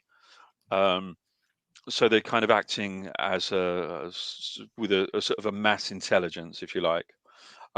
Some pretty gory deaths and pretty nasty stuff that happens. I know that there was, from what I can remember, I think that there was some kind of cruelty lawsuit or something that was going to be brought against them by possibly the BBFC. I'm not sure whether it was the BBFC or whether it was the American film classification. It's one of the two anyway. Well, because rats were killed during the making of the film or something. There was no confirmation that they were killed, but they were certainly treated unfavorably, let's just say, being thrown and kicked about and trodden on and that kind of thing. It isn't, it's not as bad as some movies that you might see, but yeah, it could be considered quite unpleasant to some people. However, it's actually got quite a nice little twist, and you won't see it coming. It's a good little twist. A couple of interesting tidbits of trivia about this one is Rat's Night of Terror used some of the sets from Sergio Leone's Once Upon a Time in America. That's right. Yes. Yeah, which yes. was still standing. I'm Yeah. guessing they were probably sets in Cinecittà, I'm guessing. I think they were just outside of Rome. Actually, I think it was a different piece of land. What's the name of the place? It's not Cinecittà. It was goodness me. I feel like I have seen this. I think you probably have. I remember it being in the video stores. I remember us picking it up. But if I did watch it, I can't remember a thing about it. But the scene that makes me think I've seen it is the guys in the yellow suits with the flamethrowers and shit. This dude looks familiar as well. He's kind of like a narcissistic psycho, isn't he? Yeah. Okay. Not that that narrows it down in these movies, but not that there are any kinds of archetypes or stereotypes or cliches. Is this one that you would recommend? I would recommend this actually. What would you give it out of 10? I'd give this a 6. All right. Yeah, I would recommend this. Yeah, it's not a bad movie actually. You just got to love the Italians for their absolute audacity to make something like this. Big Dave K, it's funny that you should mention Hell Comes to Frogtown, because I'm going to pick that as my next one, and it's a film I recommend. And I remember renting this on the strength of the opening 5 minutes, which I think I got because I knew the guy in the video store pretty well, and he'd kind of like let me stick tapes in. The lead in the film is Roddy Piper. I think They Live came out. I want to say They Live came out after this. It's 88. I can't remember what year They Live came out. I think They Live was 89 or 90, wasn't it? I couldn't tell you. I think you might be right. I think it was about 90. Yeah. I think he shot this before They Live. 1988. So actually, these were probably shot back to back. Right. So this is one of Roddy Piper's other acting efforts. If you recognise Sandal Bergman on the right, she was Conan's love interest in the first Conan movie with Arnold Schwarzenegger. What I like about this film is it's got proper balls. Like the opening sequence. So I don't want to say too much about it because I don't want to spoil it for people, but somebody off somebody, and that sequence basically ends with someone taking off their helmet. They're a massive frog person, and they go "Gribbit," and that's the opening of the movie. Yeah. Which is kind of nuts. I like that. I like that cool artwork. And it's got a pretty fun story. It doesn't take itself seriously in any way whatsoever. That's a clever trick shot at the beginning. So it's got some cool characters. It's got some cool supporting cast. Everybody kind of knows what kind of film they're making, so it all feels tonally consistent. This whole thing with Roddy Piper having his nether regions restricted access is a whole subplot, which is pretty entertaining. But you see, his peni is the property of the government. So you know, he's expected to be a patriot. This cool car with the M60 on the top, I always thought was Yeah. pretty cool. But you're right. I mean, this is something that is one of the very few of this ilk that doesn't take itself too seriously at all. In fact, it is deliberately a tongue-in-cheek movie. It's a kind of a semi-comedy, isn't it? Really. Well, it very much leans into the sort of sci-fi B movies of the 50s and 60s. Yeah, yeah, yeah. So that's what they were going for. Not sure what's happening. Yeah, almost pastiche. Yeah. Yeah. And it had a cool. I knew that the film was going to be good when I watched the opening title sequence, which basically was a whole load of black and white stills from the movie that they cut together with the sort of opening credits, and it was actually very effective. And I thought that's a bit different. I like that. It did have a sequel, which was utter rubbish. Don't bother watching it. I've never seen it. I mean, I've seen enough of it. Let's put it that way. But yeah, I recommend it. I'd actually give it a 7 out of 10. Yeah, easy. Yeah. I'd agree with that. And, this is definitely one of the best. That's Queen Frog, by the way. It's definitely one of the best of this category. B-movie Warriors of the Wasteland, because it's just fun. It's got, like I said, it's got balls. Who would put these frog things in a film, you know, and make them characters with kind of like ties, suits and ties, and you know, this guy's proper funny. I recommend it. It's a very good film. It is a very entertaining film. And just as a footnote, Stupenzo actually did a very good watch on this movie some months ago. And it's really worth watching. It's quite funny actually. So if anybody hasn't seen Stupenzo's watch for this movie, go over and give it a go after you've seen this, after you've watched this stream. Yeah, I mean, you might want to watch the film first, though, of course, because I don't think you can watch the film on his watch, can you? Kinda, but obviously with his own rather witty personal commentary. Well, indeed. With his co-host, yeah.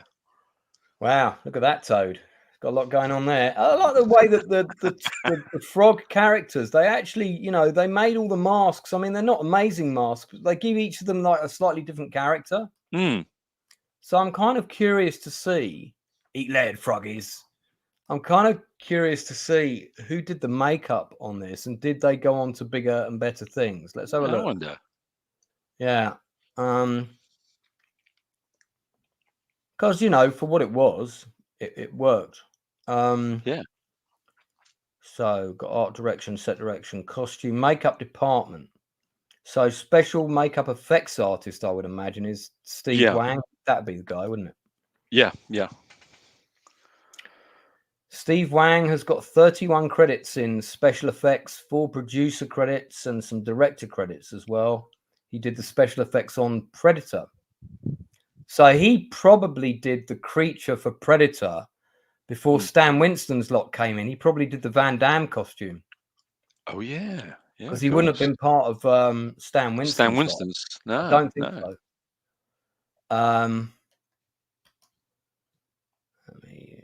Just curious to see. So yeah, quite a lot of creature effects. Yeah, so he's done, you know, a fair few things. Bicentennial Man, Reign of Fire. Yeah. Oh, good. Right. Okay. Yeah, some pretty good stuff there. Yeah. So we recommend Hell Comes to Frogtown. Yeah. I don't know if that one's available on YouTube to see for free, but the good news is yes, it is. Yeah, oh, is it? It actually is. Yeah. I was going to say the good news is all the crap ones that we've recommended to you so far are all on YouTube. Do you have another one? Well, there is another one that we both kind of agreed on, that we spoke about sort of backstage, that we said that we were going to mention, and that is Slipstream, one that does get overlooked considerably. Yeah, I think it came out in 1989. It's a British science fiction movie that had the budget cut right before they went to shoot. That's right. So a whole load of stuff was cut out of it. The full film is on YouTube. Oh, is it? Well, I can see a link for it here. Oh, wonderful. Doesn't look like it's a pay one. There is a pay link as well. So, and it's one of the sort of really different performances of Mark Hamill. Post-apocalyptic, sort of people take to the air, hence the title Slipstream. I don't think that was really fully realised, but I don't think it was fully realised because the budget was cut. So it's a sort of typical British science fiction film trying to be a bit too big for its boots in the budgetary thing. Yeah. It could have, it had potential. It just, I don't know. It kind of had that that sort of Duran. What's that video? That Wild Boys kind of aesthetic. Had that sort of aesthetic, or that's what it seemed to have been going for. Mysterious fugitive is pursued and captured by Yeah, and I mean the aircraft were pretty cool. Mark Hamill sort of plays this kind of bounty hunter who's in charge of capturing various people. Is that Bill Paxton? It is. Is it? I completely forgot Bill Paxton was in this. Oh my god! I've only seen this once. I saw it at the cinema on a massive screen, Odeon Leicester Square. I enjoyed aspects of it, but like you say, you could just tell that they just didn't have the money to achieve the things that they wanted to achieve. That said, it's a very watchable movie. Filmed almost entirely in the UK, I believe. What else did you want to say about it? Yeah, I think one of the reasons that it's kind of suffered maybe at the box office was possibly because people were expecting Mark Hamill to be in something very Star Wars-esque. Well, because it didn't have as much action in the film as the trailer suggested. And I found the action in the film, for the most part, quite bland. Yeah. And now this is the kind of thing, right? So this was potentially a good idea, right? This was potentially a very good movie. These are the kind of movies that they should be remaking. Movies that maybe didn't reach their full potential for budgetary reasons or production reasons, or whatever kind of reason, that you look at this and you think, right, okay, this is potentially a good idea. How can we improve on this? What can we do to improve it? And let's give it a go, rather than, oh, I know, do you remember that classic movie? Oh yeah, let's remake that classic movie that everybody loves, because if everybody loves the classic movie, then they will go and see our movie because it's a copy of that classic movie. It doesn't make any sense to me.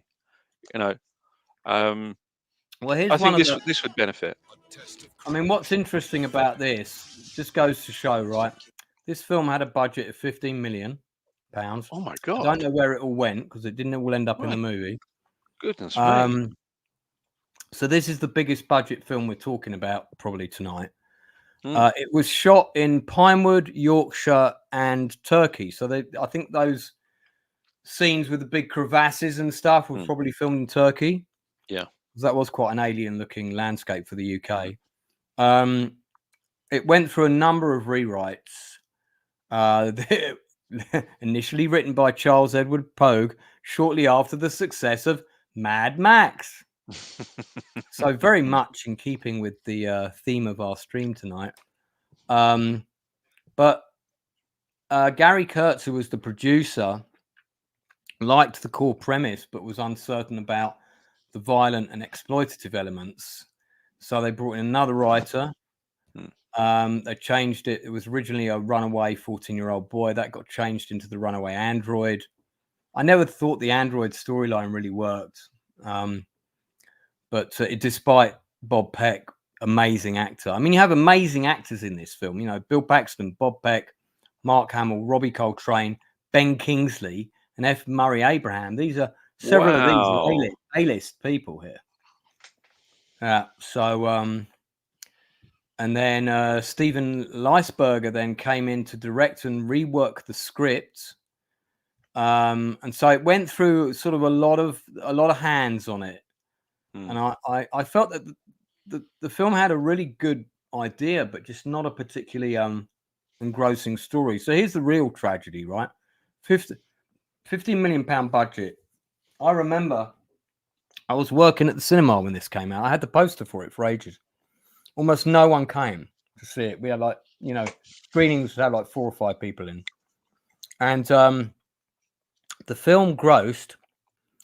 It had a short cinema run in the United Kingdom where it was considered a flop, and Australia where the film grossed just $66,000 during its entire theatrical run. So the film was a massive flop. It didn't get its budget. Now, you could take the world and you could do something different with a better script. I agree. But I wouldn't try and remake the story from this, because I think the story was part of the problem, in my view.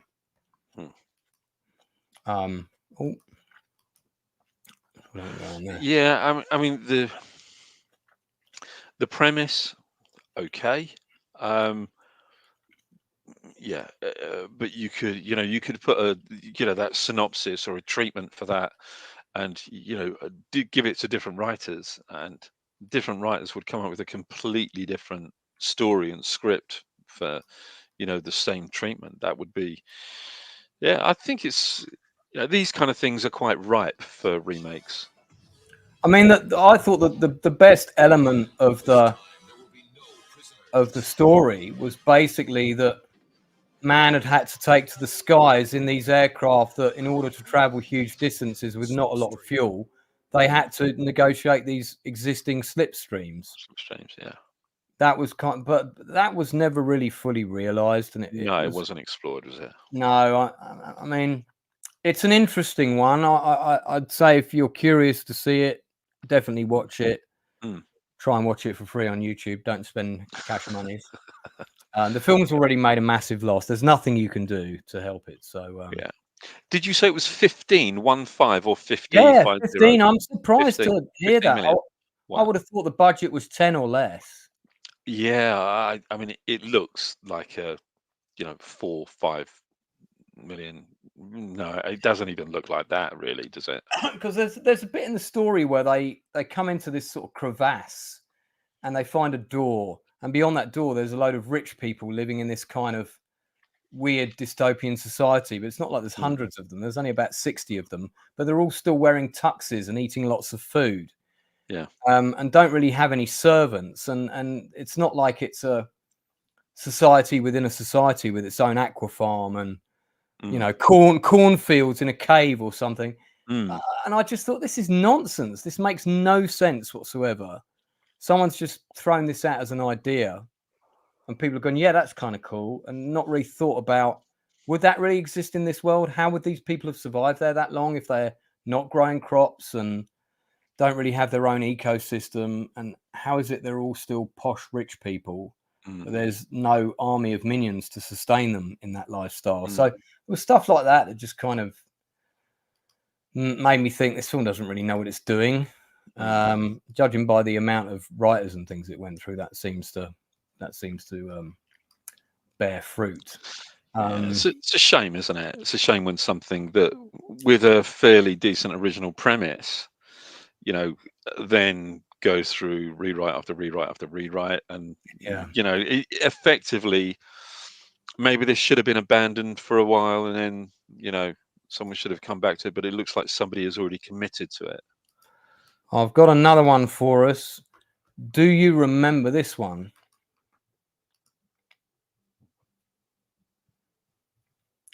So this is another straight-to-video Italian film. Came out, I think, early 80s, around 85, 86. Exterminators of the Year 3000. The resource is water. The enemy is called Crazy Horse. Yes, you heard it right, Crazy Horse. No other names were available, clearly. And it always had a very cool cover. This was the cover. And I was always bugging Paul to rent it out. Action shots on the back, cool cover on the front, looks a bit like Mad Max. what can go wrong, mate? And he was always like, nah, it's going to be crap. So he never let me rent it out with him.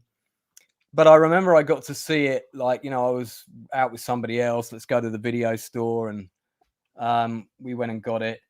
And Paul was right. It was utterly awful. The dubbing is so diabolical that like any kind of mouth movement to text correspondence is, vaguely unintentional at best. The action scenes in it are kind of a bit dull. There's they copy a lot of things. This is one of the ones that's most blatantly trying to be Mad Max 2. And it's a water truck instead of a fuel truck. Oh yes. I know this movie. Yeah. This kid was also in one of the other films we looked at, one of the Malaysian ones. Yeah. Is this the kid that gets his arm cut off? Yes, I think so. Yeah. That rings That's bells. right. Yeah. I mean, I didn't rewatch this for the stream because once was painful enough. Yeah, because I think he, because it's what's the name of the guy that the name of the not the actor but the lead character that the kid follows around and he keeps saying things like "Get out of my face, kid," and This is "Get lost, this kid." is that guy. Yeah. The Beyond Borg look, clearly in back then. God, she looks like the actor Meg Ryan there. Yeah. From When Harry Met Sally. Clearly not Meg Ryan, but yeah. Yeah. So the kid gets his arm cut off and it gets replaced. So Doesn't he get a they robot replace- arm or something? He gets a robot arm. Yeah, he does. Yeah. Yeah. Let's find out the name of the character with the big bouffant hair. He's called Alien. What else? Alien. Okay. Yeah. So surprisingly, this film has got 34 reviews. This is way worse than. So look, this has got a fair few 6 out of 10s there. I'm quite surprised. I wouldn't give this. If you thought The Postman was bad, mate, that is a very accurate statement. This is worse than The Postman, and that is saying something. Wash your hands afterwards. Yeah, it's a pretty bad movie. Watch it for comedy purposes only. It's really. Isn't it? Yeah, I mean, obviously, it's the pursuit of water. One of the overriding themes in most of these movies. I think it's isn't there a politician and the kid is the politician's son or something, and gets kidnapped. I can't remember. I only remember Crazy Horse and Water, and I do remember the kid gets his arm locked off because in the poster you can see that there's a robot arm there. Look. Yeah. Yeah, and the guy that he's kind of following around, he's almost supposed to be the hero, and he's treating the little kid like shit. I mean, this little kid's just had his arm cut off. Well, he's an alien. He's an alien inside, man. He's called Alien. And he's just treating him like shit. Get lost, kid. Get out of my face, kid. Go home. Big Dave K is saying, look up Socotra. Oh wow, looks like a Roger Dean cover. Now, are you saying, Dave, that in the Eliminators of the Year 3000 is a Roger Dean cover, or are you telling us to look up Socotra, which I might do quickly? I'm not seeing the connection. I'm also curious to see if this director did any other Mad Max ripoffs. The director was Giuliano Maio. You know Italian. You can. Yeah, I don't know this guy. Let's have a quick look, see what else he's done, and let me. Scroll up, long. I can't keep up with your conversations. Want alien-looking landscapes? Look up. Oh, the Socotra. Yeah, okay, fine. We haven't got time to do that now. This director is no longer with us. He passed away in 2016 from Puglia in Italy. He has done other films I've seen. He directed 32 movies. I bet he probably did some of the Cannelloni or the police ones. Yeah.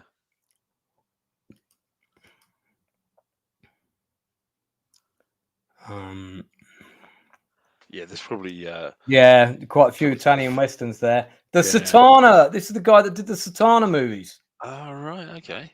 Yeah, that was because you had the movie with Yul Brynner in, and the name was really similar to Satana. Mm. And basically the Italians went, oh yeah, okay, that film did all right. We'll make a similar movie with almost exactly the same name, Yeah. so people think it's a sequel to the film with Yul Brynner in it. Yeah. I think that's basically what they did. It's not true. Yeah. It's like with the Django movies. I think it's something like 100 movies that have Django in the title, and there's only probably 3 that were actual sequels at some point or other. But yeah, and almost every Italian director probably directed one of these fake Django or not Django movies. Right, what else have we got to mention? We need to race along. Right. Okay. So yeah, would you mind if I just mentioned that one of the other things that also seemed to be quite an influence, and I think you mentioned it a little earlier on, although it's not post-apocalyptic, and it certainly isn't influenced by Mad Max, but some of these movies are also quite heavily influenced, and you did mention it earlier, by Escape from New York. Yeah. Oh God, 2019. We need to talk about. Yeah, that's such. Yeah. I mean, that is a really good example of that film did quite well. How can we get a similar looking title and a similar looking poster and a similar looking lead man, and then make a film that's not similar? But after the fall of New York, I rented this on video. Not long after I saw the New Barbarians, or whichever one it was. And or Bronx Warriors, sorry, was the first one I rented with the Italian. Because this is Italian, isn't it? Yes, it is. Yeah, yeah, starring not Kurt Russell. Starring not Snake, not Kurt Russell as not Snake, not Snake Plissken, but very obviously Snake Plissken. Yeah. And can we make him look any more like Kurt Russell? All these posters are really weird. The variations of them. Now, I recall at the beginning of the movie, there are 2 things I remember. One is like New York is like it's all devastated. There's been some kind of war, and there's a lot of kind of ragtag civilians roaming about. That the guys who are in charge, who I think they're not called the Templars, that's New Barbarians, but they've got a religious sounding name, if I remember rightly. Yeah. They ride around on horseback with motorcycle helmets on, with these cool crossbows that fire and sound like they're guns. Yeah. So I did like the way they went for something different there. Wow, look at this. Right. Look at this poster. This is honestly not a sequel to Escape from New York, but if you think it is, that's fine. Yeah, the UK VHS cover was very similar to this, although I feel it was different. I think those are the same stills on the back.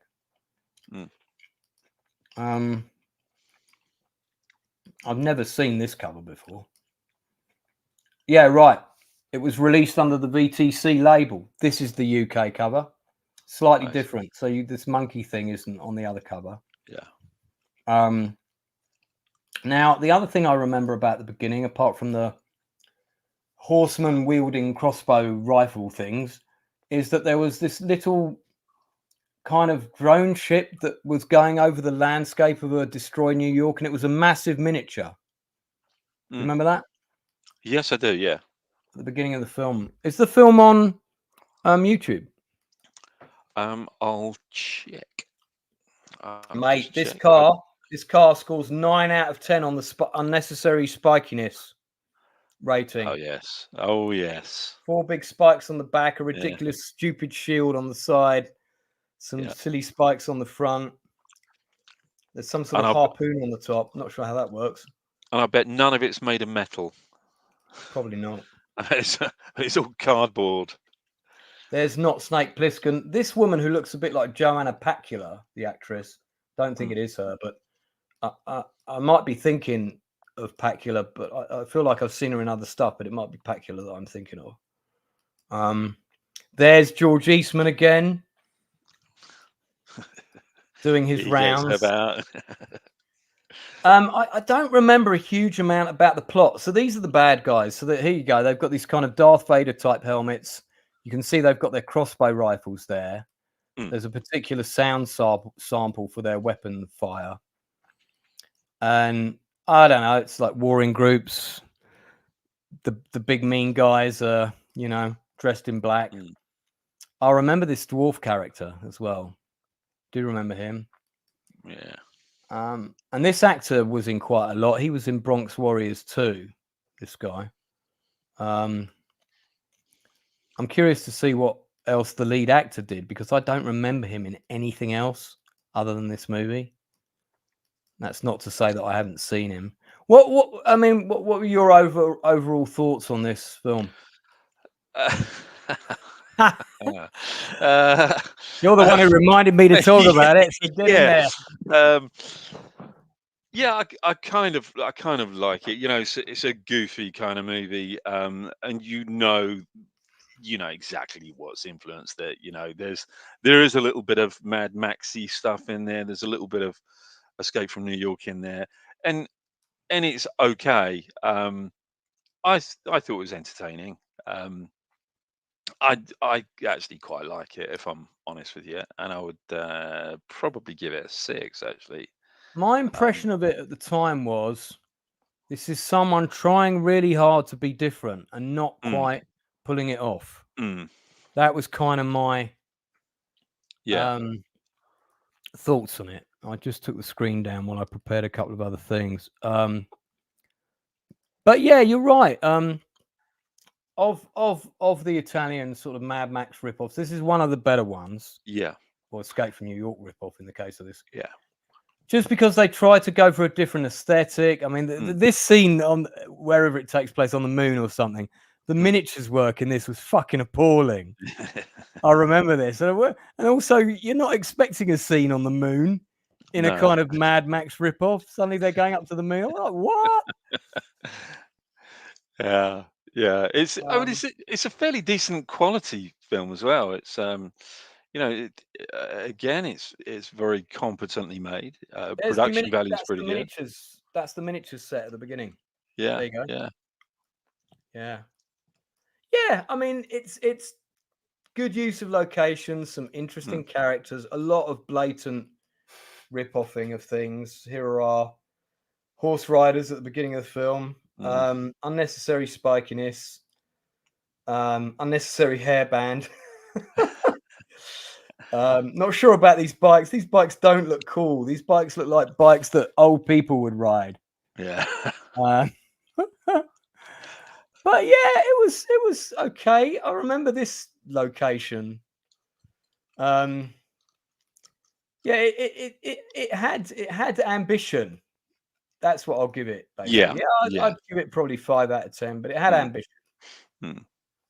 Let's just check on the credits. I want to see what our lead man, who obviously gripped us with his charisma, and this is directed by Sergio Martino. Yes. Yeah. Who did Hands of Steel, which also qualifies. Yes. So we can cover that quickly. Let's go back to the cast. Hands of Steel was a weird one. I also used to have a massive poster for that. I don't know how I ended up with these massive posters for all these crap Italian films. No, I'm being unfair there. They're not. I shouldn't label them like that collectively. It's not right. It's. This is okay. So not Joanna Pacula is actually Valentine Monnier. Known for a total of 11 acting credits. So I guess she met a rich businessman and was able to quit. Yeah. I'd like to think that's the story.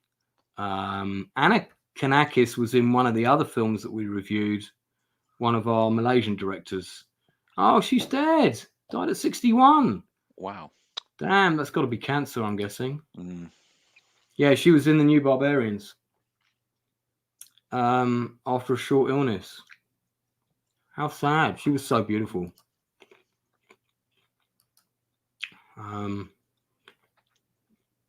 Yeah, so yeah, okay. We'll quickly, I don't want to spend lots of time on Hands of Steel because it's not that good, but we'll quickly mention it because I've got some good ones to recommend that we've definitely got to give a mention to. So Hands of Steel basically is a sort of cyborg film. Oh fuck, I can't remember much about it other than this guy ends up with robot hands. And you get to see them a bit, and there's some cool makeup shots, and that's about it.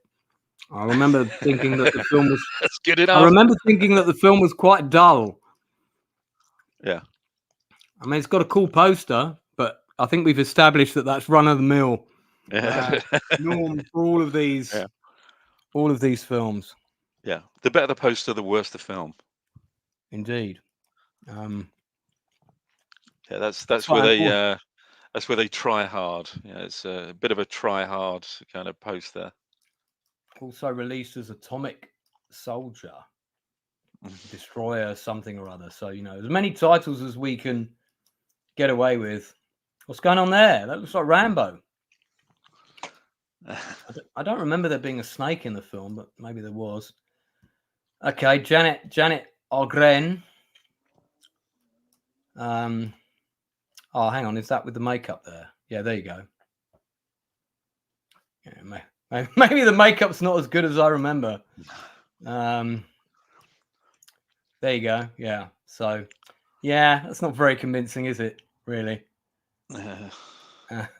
So, yeah, Hands of Steel. Don't watch that. Let's move on to a good movie. What was that Patrick Swayze one that had steel in the title? Steel, oh, yeah, that's Dawn of Steel. Dawn of Steel. Yeah, we'll cover.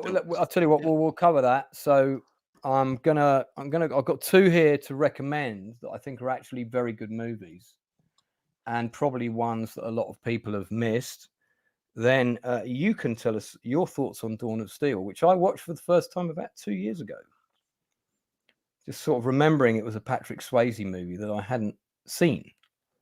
Hang on.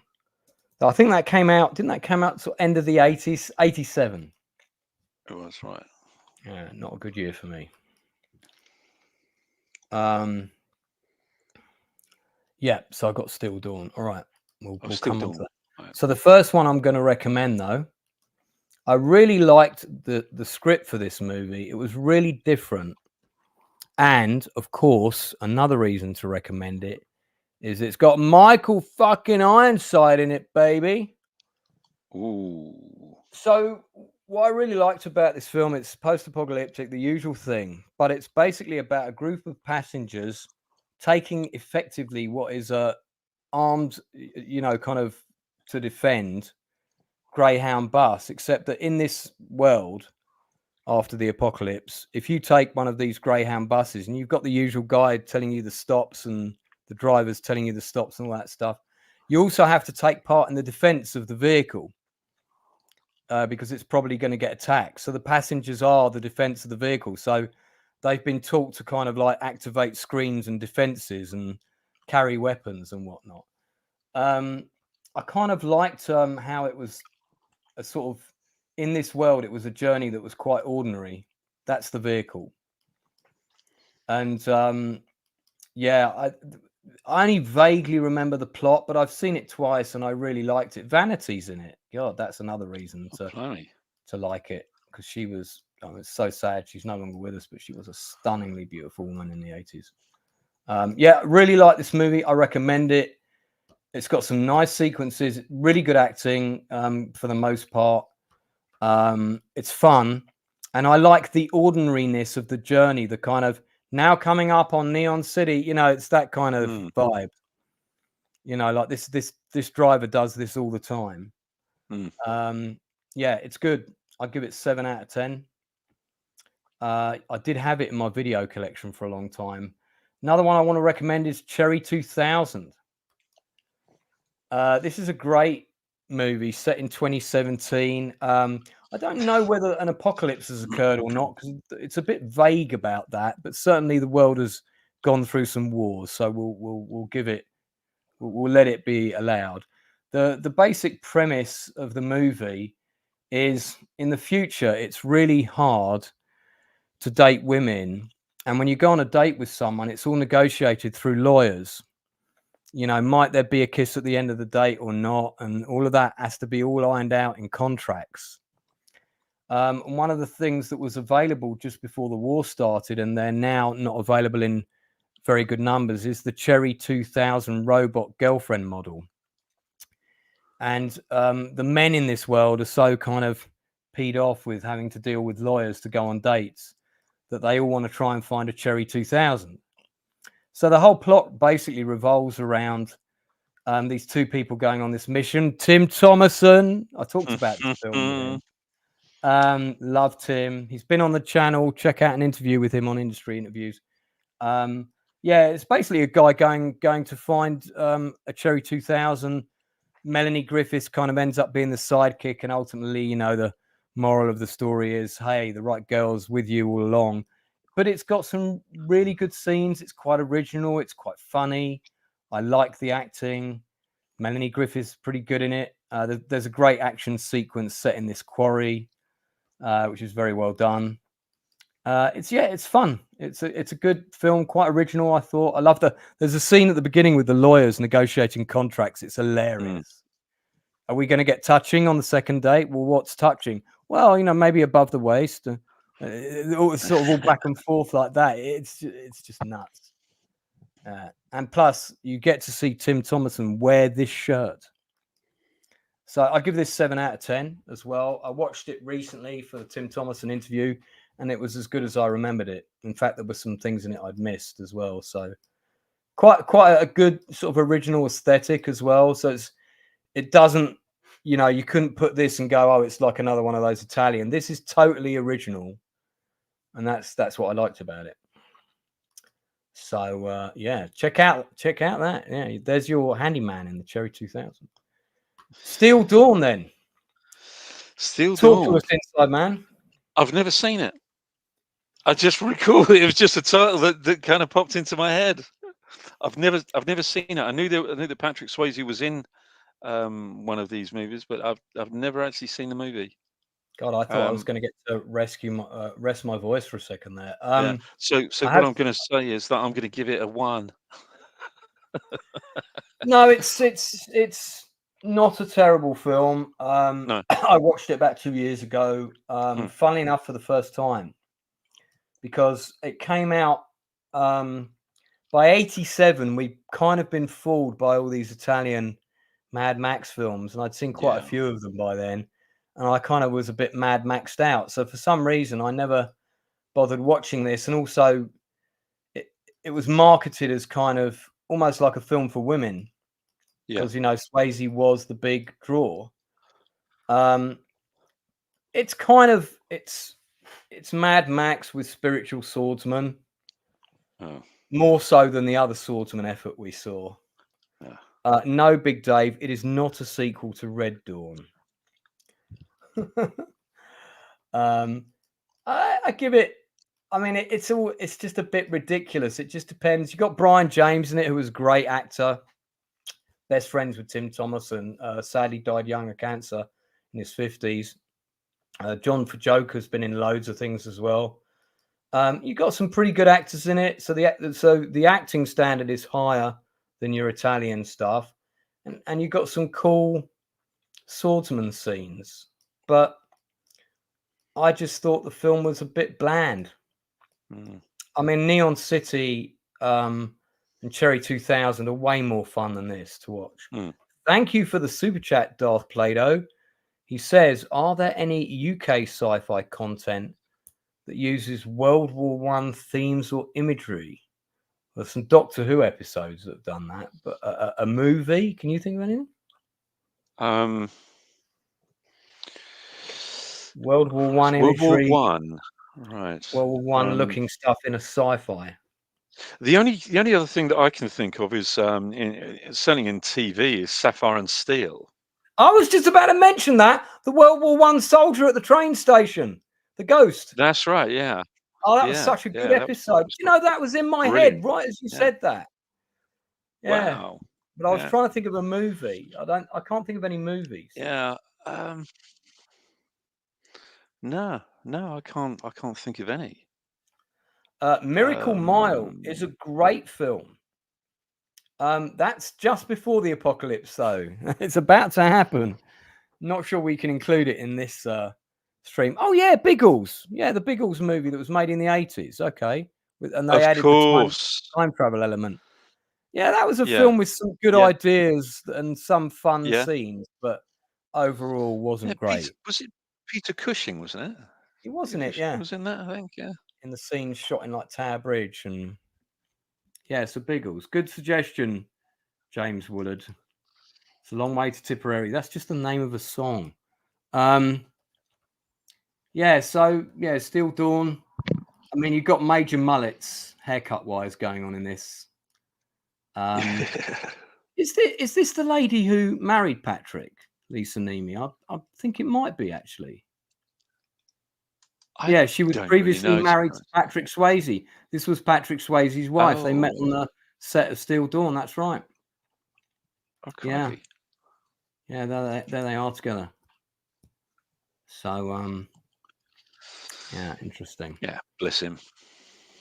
Yeah. Oh, so was when we were interviewing Roy Wagner, he was the DOP on The Beast, which was Patrick Swayze's last series, which I really want to watch actually, because I've heard it's okay. And he was saying, you know, Swayze was really ill throughout the whole shoot. Like his health was fading quickly. And yeah, do watch the Roy Wagner interview, guys, if you haven't seen it. And he said, but it was amazing when they said action. He was there. He was up in the scene, full of energy. And as soon as they said cut, that was it. He had to be like sometimes carried back to his trailer, you know. But he was determined to complete it. So it's yeah, pretty determined right till the end. So that's what you call strength of character. Indeed. What have we missed? What have we failed to mention? I feel like we've I mean, I know there's loads of shit ones that we yeah, I mean, off the top of my head, I'm just thinking of some titles. Did we mention? Oh, crikey, we did mention a few. Striker. Our Striker was the first one done by our man from Malaysia, but we didn't actually go through it. Oh, Ciro Santiago. Yeah. What did you think of it?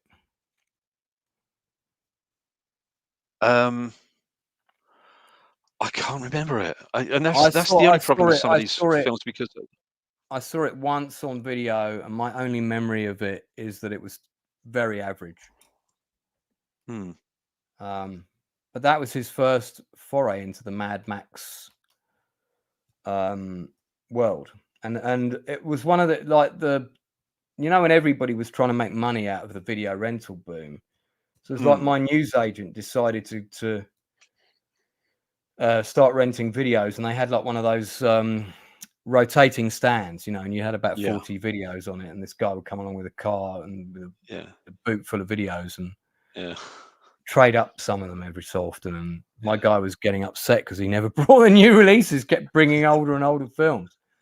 But one of the films that they had was Striker, and I'd never heard of it, and I thought, how is it I haven't heard of this movie?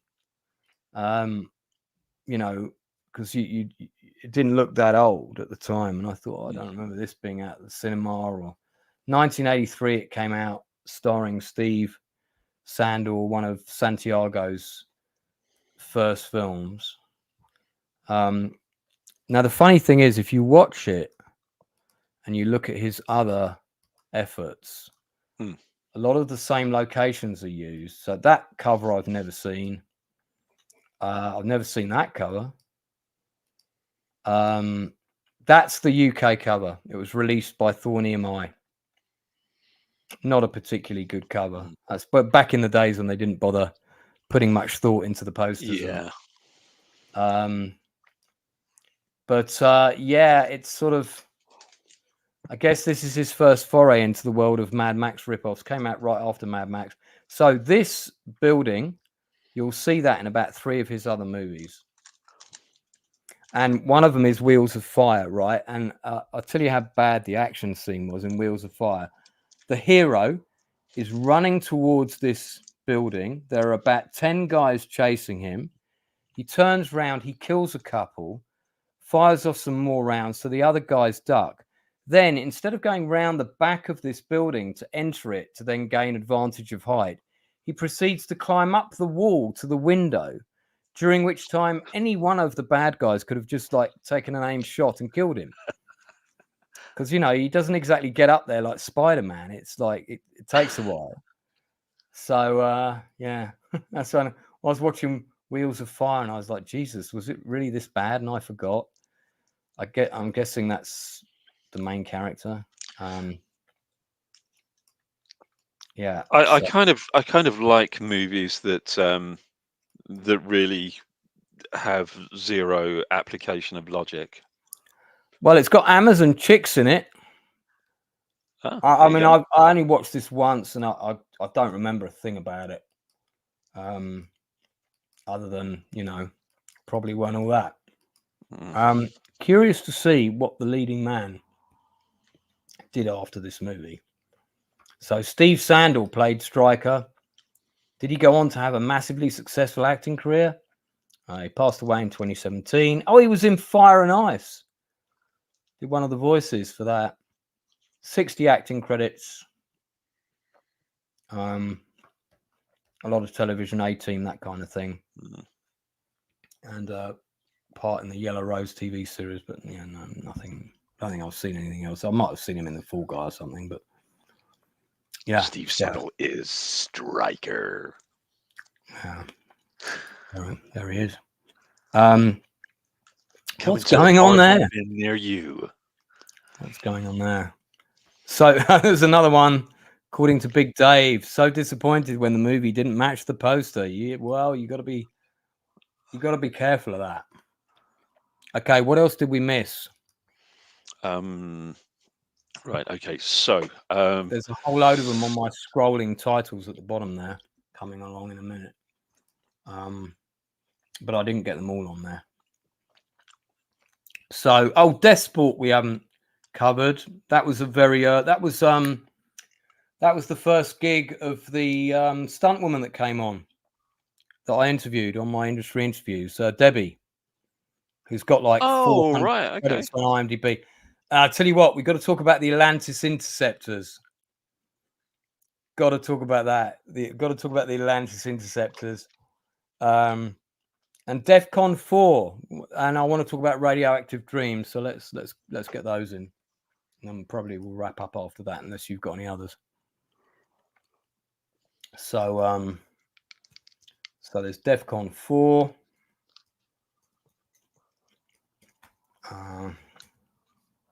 Radioactive Dreams, which was directed by my late great friend Albert Poon, and it was his second film after Sword and the Sorcerer. And I was eagerly awaiting it because I loved Sword and the Sorcerer. I still love it. I think it's an excellent film. Really good way of making a budget go far and making a world seem far bigger than you actually had to realize it. Oh yes, and the Atlantis Interceptors. We've got to do that as well. So, well, let's do the Atlantis Interceptors first. Have you seen the Atlantis Interceptors? Refresh my memory. It's a film called The Atlantis Interceptors. It's a post-apocalyptic movie. No. What else do you need to know? It's Italian. As far as I'm aware, that's the only title it's had. Certainly, it's the only title. It came out in 1983. It had Christopher Connolly in it, who's one of these American actors that went over to Italy and did shitloads of stuff. Yeah. This is the cover. Let me see if there's the actual. That's in Italian though. Yeah, here we go.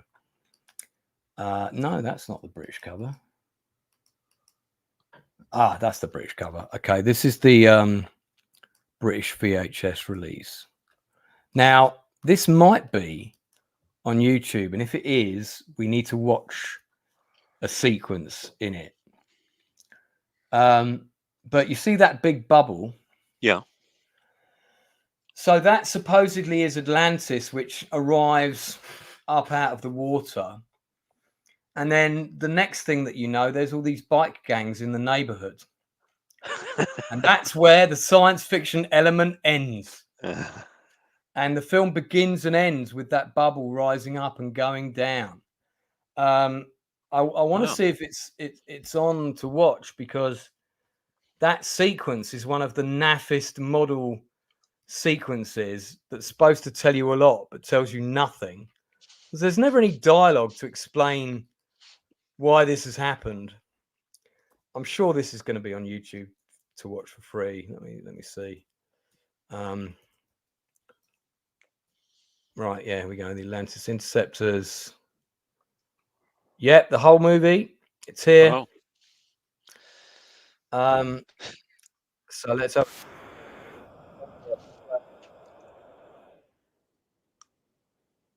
model shot that I've just mentioned.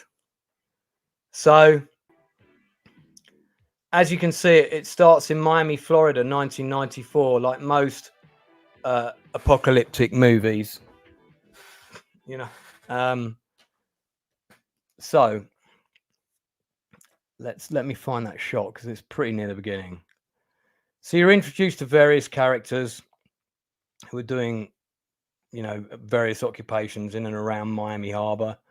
And Chris Connolly's friends with one of them. And then there's a whole load of just like nonsense scenes that go on for ages before the film really starts.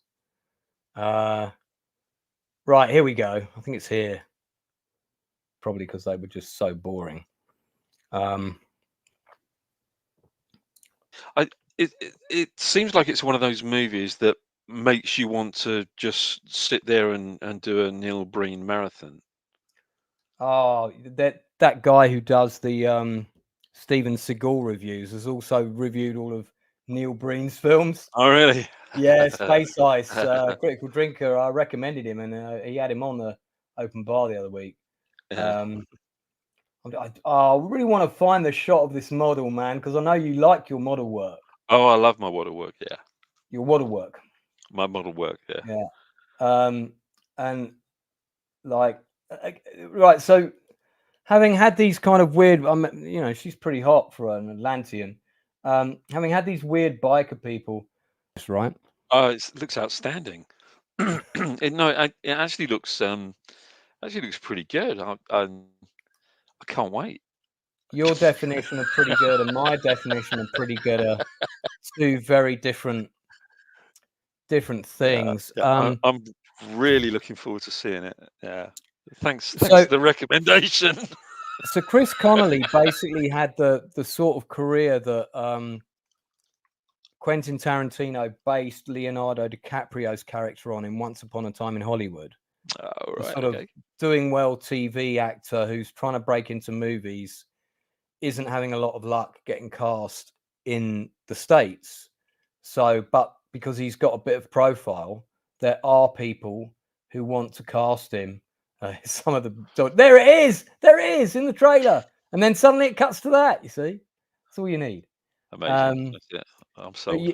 But yeah, he had that career. He went to Italy and signed on to do loads of B pictures. Passed away in '88, so he went pretty young. Blimey.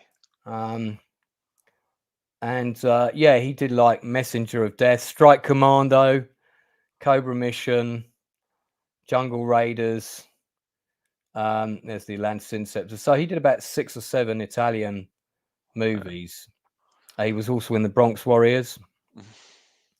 But you know, he had a bit of TV profile. So this basically is DiCaprio's character.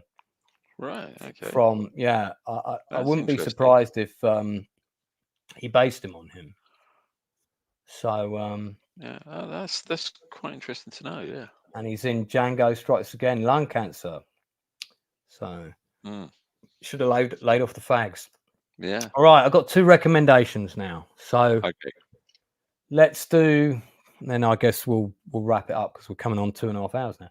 Radioactive Dream. So I talked to Albert Poon about this film when he was still alive, and he was something of a mentor to me in the last year of his life, 2 years of his life, because he watched my feature film. He gave me a really outstanding sort of appraisal of it, basically, and said, "Oh, you should be really proud of this movie." You know,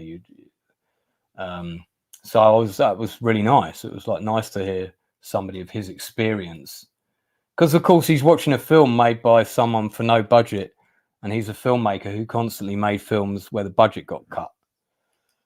So Albert Poon had a big success with The Sword and the Sorcerer. Everyone was waiting to see what he did next. That's the video cover for the UK, and Radioactive Dreams was that film. So I said to Albert, there's lots I like about that movie, but to me it just like it felt something wrong happened. And he said, yeah, something wrong did happen. I got to day one of filming, the producers turned up, they cut the budget by 2/3.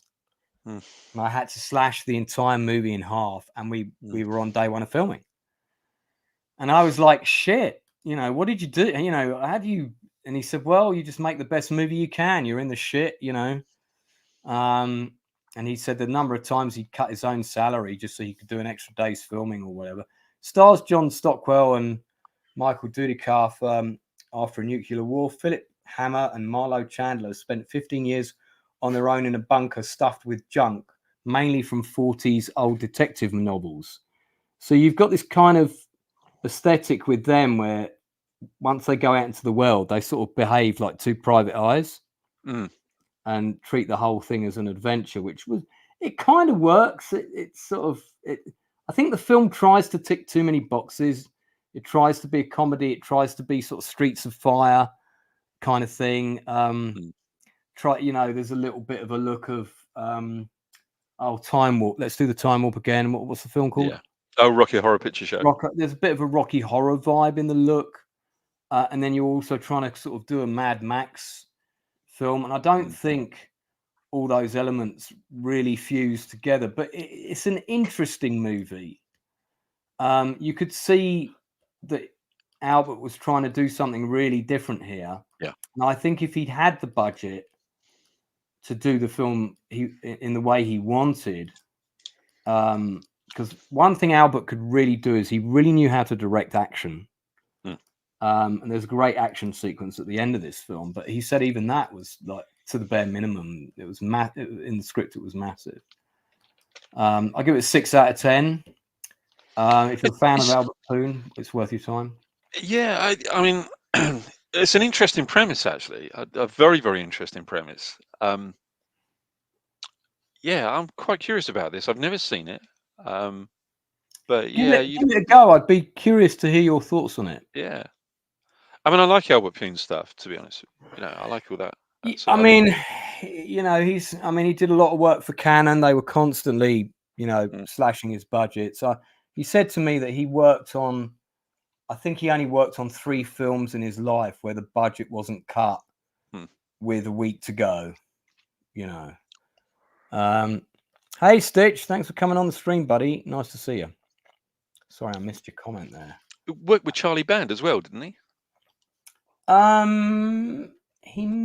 think he did. Yeah, no, because Charlie Band on the interview said Albert was a good friend of his, didn't he? Yeah. Now I'm trying to remember which film that would have been on. So Albert did. No, actually, let's talk about Cyborg because that counts. Oh my God, yeah, that's one that This is another one where the budget got slashed. This was Canon.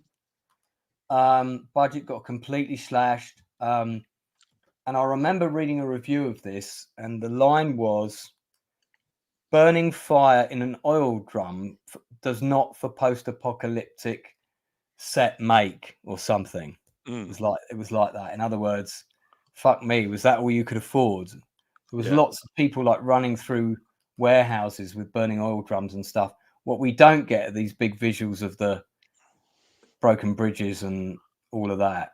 Yeah. Martial artist hunts a killer in a plague-infested urban dump of the future. I mean, give me your thoughts on it. it is a kind of you've seen it all before. Um, I mean, I'm not sure what the budget was on this. This is Van Damme's first film, I think. Yeah. Oh, was it? Um, Was it his first? One of his first. I think the Yeah. budget on Cyborg was around 1.6 mil. Let me check. Yeah. Yeah. It's look. It really kind of looks like very much a cobbled together movie. It's not something that looks like there's been an enormous amount of planning or pre-production involved in this. Um, to me, it really just does appear that everyone's turned up at the location and got the equipment out and started filming something. That's what it feels like to me. It doesn't. It's never felt like a real kind of cohesive or well constructed piece of work. Um, I have a feeling that they probably had about a week of pre-production on this and really did just cobble it together.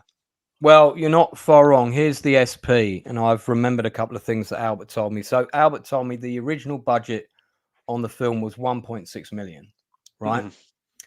Canon Films were intending to make a sequel to the He-Man film, which had done okay box office wise, and of course they were going to do the live action Spider-Man film, and Albert Poon was supposed to be directing both of those movies back to back. So Albert Poon was going to direct the first of the new Spider-Man films. Never happened. Canon, however, towards the end of that year, got into financial trouble. It had to cancel both deals with Mattel and the Marvel Entertainment Group because it couldn't afford the fees, the licensing fees. And Canon had already spent $2 million on costumes and the sets for both films. So what they decided to do, and this is where you're right, is they decided to start a new project in order to recoup that money.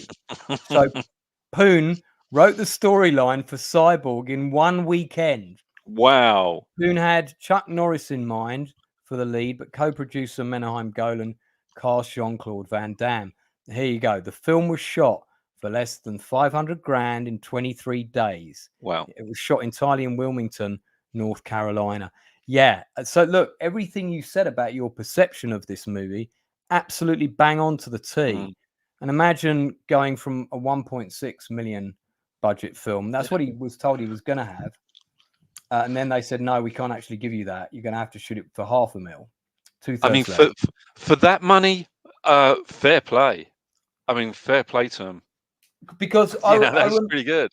Where Albert is concerned, I think we should do a stream about Albert, actually. Yeah. We'll do a separate stream, so I won't divert too much now. But where Albert was concerned, I remember reading in Empire Film Magazine, because Sword and Sorcerer was so good. It was so inventive and it was so clever. And somebody wrote a review about one of his newer films. It might have been Cyborg, or it might have been, I think it was like 4 or 5 films along. And they said, directed by Albert Poon, whose Sword and the Sorcerer now appears to have happened by accident. In other words, how did this guy make this great movie? And then his subsequent movies were all a bit so-so, at best, some of them terrible at worst. Well, the answer is pretty simple. He was constantly shafted. He had the budget that you can see I've rated Sword and the Sorcerer 10. How dare people rate it 5.5? He had the budget and the time to shoot Sword and the Sorcerer properly. He was still very inventive. When he turned up on set to do Radioactive Dreams, budget was cut. Dangerously Close, budget was cut. Alien from LA, he took over from someone who was fired, budget was cut. Journey to the Center of the Earth, shot with the same sets from Alien from LA. And Cyborg wasn't even supposed to shoot. Captain America was a licensing thing. They had to make the film, otherwise they lose the license. So shot again with no budget, but like $500,000 or whatever. And so these stories go on. But, if you're a director in Hollywood in the 80s of Asian descent as well, it's not the inclusive unity we have today. There ain't dozens and dozens of offers of work coming in. But if you've got a company like Canon and maybe a couple of others saying, Albert, we've got another low budget film for you, you're going to have some creative freedom. Your paycheck's 20 grand or whatever it might have been. And he's got no other offers. Well, you're going to say yes, aren't you? Yeah. Yeah. But I think his career was unfairly judged because this is a guy who constantly was told one thing and then on day one of filming was delivered another. And they constantly did it to him time and time again. Now, you could argue that it was down to bad negotiating. Not true. You could argue that he shouldn't have stayed with those companies. But you get, again, this is the 80s. Television is not in the production mode it is now. It's all feature films. Raising money for feature films, all shot on film, no digital, is quite expensive. Post-production, very expensive. So you know, it's like you got to eat. You got to take the job. You're going to starve. You know. But can you imagine that literally half of that 500K was almost certainly on film stock and post-production, processing, etc., editing? Yeah, that would be about 200,000 at least. Yeah, at the very least. So your shooting budget for Cyborg, therefore, after, don't forget, Canon guys would have had their cut. Yeah. So I reckon your shooting budget is probably not even 200,000 after above the line. Yeah. That's not a lot. That's not a lot. No wonder that their futuristic world in Cyborg was basically burning tin oil drums. drums. How much budget? Yeah, you can imagine the art director. So how much budget do we have to recreate the apocalyptic fallen landscape of New York? £2.75. Yeah. Oh, that'll buy us 2 oil drums, some methylated spirits, and a bag of cork that we can scatter over the road. There were lots of sequences kind of filmed in these sort of deserted warehouses. This guy did look cool. Yeah. In the movie, I remember being quite creeped out by him. There's Albert, bless him. Yeah. He was a really nice man, and I'm surprised that a Hollywood studio didn't kind of step in at one point, because everybody would have known what was going on. You know, the chatter around Hollywood, everybody hears these stories. You know, oh, so and so, did you hear so and so's budget got cut? They would have known. Yeah. Everybody could see what he could do. So I'm kind of annoyed that, you know, Paramount or someone didn't step in and say, do you want to direct this? But I guess the other thing is you get labeled. You're a B movie director. Or we're not going to give you a hike up to the A game. Why should we? We've already got 10 directors here. It's that, isn't it? Yeah. And he must have been an incredibly patient and very, very easygoing kind of person to have had to endure this kind of treatment that he had. Yeah, very patient, very pleasant. Everybody that worked with him, you know, and I've spoken to a few people now, Charles Band, Tim Thomas, and always nothing bad ever to say about Albert. Yeah, man, he went too soon. Yeah, terrible loss. And Yeah. and you're right about Sword and the Sorcerer, wonderful film. Oh, what's going on here? Let's move on. So, okay, last but by no means least. Now, this is an interesting one. Have you seen this, DEFCON 4? No, I have not. No. Excuse me. Basic premise: war starts while a load of people are stuck on the space station. So a bit like now, you've got those 2 people that couldn't come back on the capsule. So while they're up there, war breaks out in the Middle East, and you know we're all dying down here, Ukraine, whatever. And eventually, they return to Earth, and when they return, it's a Mad Maxian dystopian, various groups. Actually, we need to talk about this and Battle Truck because they're quite similar. So we will cover Battle Truck. I can't believe we nearly left out Battle Truck. Battle Truck. I really like this film. Somebody else commented in the chat earlier. I think I might need to scroll up a bit, but if you want to put a comment again, please do. I thought it was really underrated. It's got a clever story. There's a kind of nomadic character who lives in his own bunker, and all the different doorways are triggered by grenades and shit. That is the UK VHS cover. And when I looked at that, I thought, that looks different. I like the look of that. rented it out, and it was good. Double bill with Hell Comes to Frogtown. There you go. Perfect viewing for you. This is the guy that lives in the bunker. He's quite a well-known character actor from what I remember. And yeah, I can't even remember the basic plot. It's just people trying to survive, the usual thing. But the thing that makes it different is your main characters that you're following are the people that got stuck on the space station while war broke out, and they're returning to Earth. That's a really interesting concept, a really interesting idea. Yeah, I like that. I like that. It's done quite nicely, and because it didn't go for anything stupid like ray guns or crossbow rifles, it still holds up well today. Now, to be fair, this dozer does have big spiky potential, but actually the vehicles in this, I think this is the only vehicle, and it has got a purpose. So yeah, it felt very grounded. Yeah.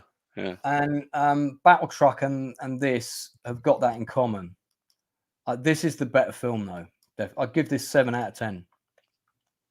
And I'm curious to see what reviewers have said. Yeah, I want to see this. Yeah, you should. Who mentioned this movie earlier? Somebody did mention it. Said they liked it. Threads and Where the Wind Blows don't come under Warriors of the Wasteland B movies. They're actually more realistic depictions of the aftermath of a Cold War. So yeah, they're funny. Funny enough, we actually covered those in our Cold War episode. We did a Cold War stream. Yeah. Somebody mentioned this movie earlier. I'm just trying to find. They said they liked it. It might have been Big Dave. Can't see it now. Oh, hang on. Here we go. Brandon Tennell reviewed DEFCON 4 recently. I like that film. Early work from the guy who did Lex. There you go. Right. Yeah, so curious. I'm just curious to see who that actor was. That's right. Maury Chaikin is this kind of survivalist guy. Oh, sadly no longer with us. But he did loads of movies, 163 acting credits. Always played kind of like the cheerful fat bloke, you know. So you'll know him. You will have seen him in absolutely loads. Yeah, he's good. The cast in it, for the most part, are pretty good. I can't remember what the lead guy with the sort of fierce blonde hair was like. Yeah, created and written by Paul Donovan.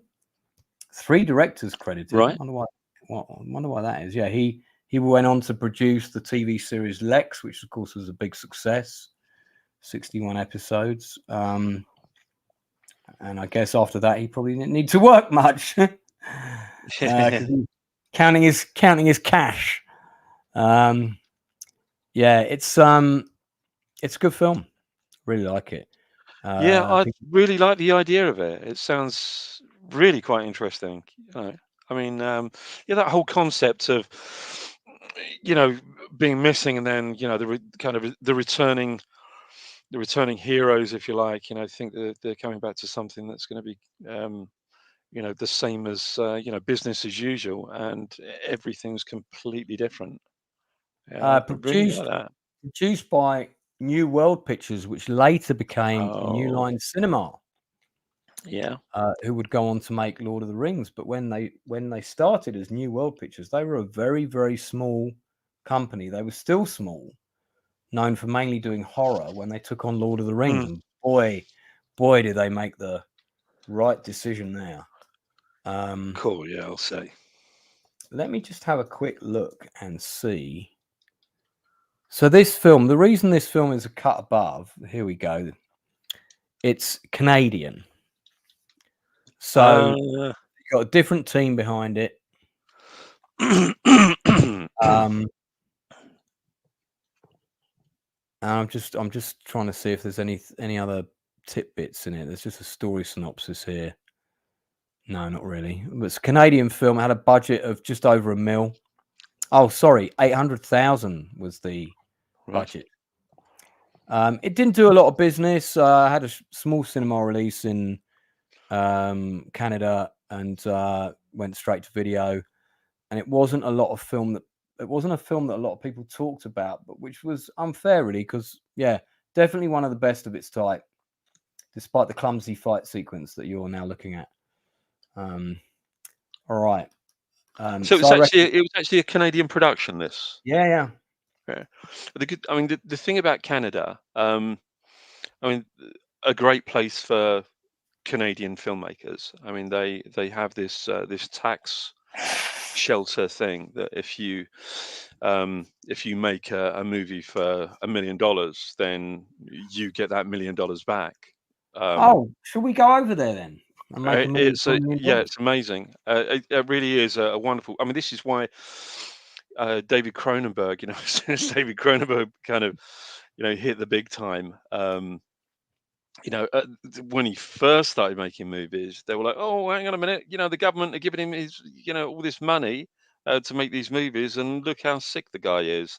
And then, of course, his movies suddenly become the biggest movies that Canada have ever made. And then they're like, "Oh, okay, well, we'll give you some more money then." But a really good place to make movies, and there are some fine Canadian filmmakers out there. That's that they do make. I mean, loads of stuff is shot in Toronto now. In fact, it was predominantly a Canadian production that did the Snow Train. The train that's going around the world. Snowpiercer. Snowpiercer. They did the TV version of that, which I actually thought was pretty good. Quite liked it. So we've got one more film to talk about. Going to talk about Battle Truck, and then we'll wrap up. I quite liked this film when it first came out. It was one of the first out of the gate, hot on the tails of Mad Max. Possibly not another great career decision from Michael Beck, who by this time was specializing in bad career decisions. It's a mixed bag. It's very grounded. Yeah. Basically, the premise is, it's war has taken place. Those that have survived are sort of banded into small townships and villages, and there's one particular group that's run by a bunch of bad guys, and they have a battle truck, a very cool truck with loads of weapons built on it. It's got enough to house an infantry platoon inside, and so forth.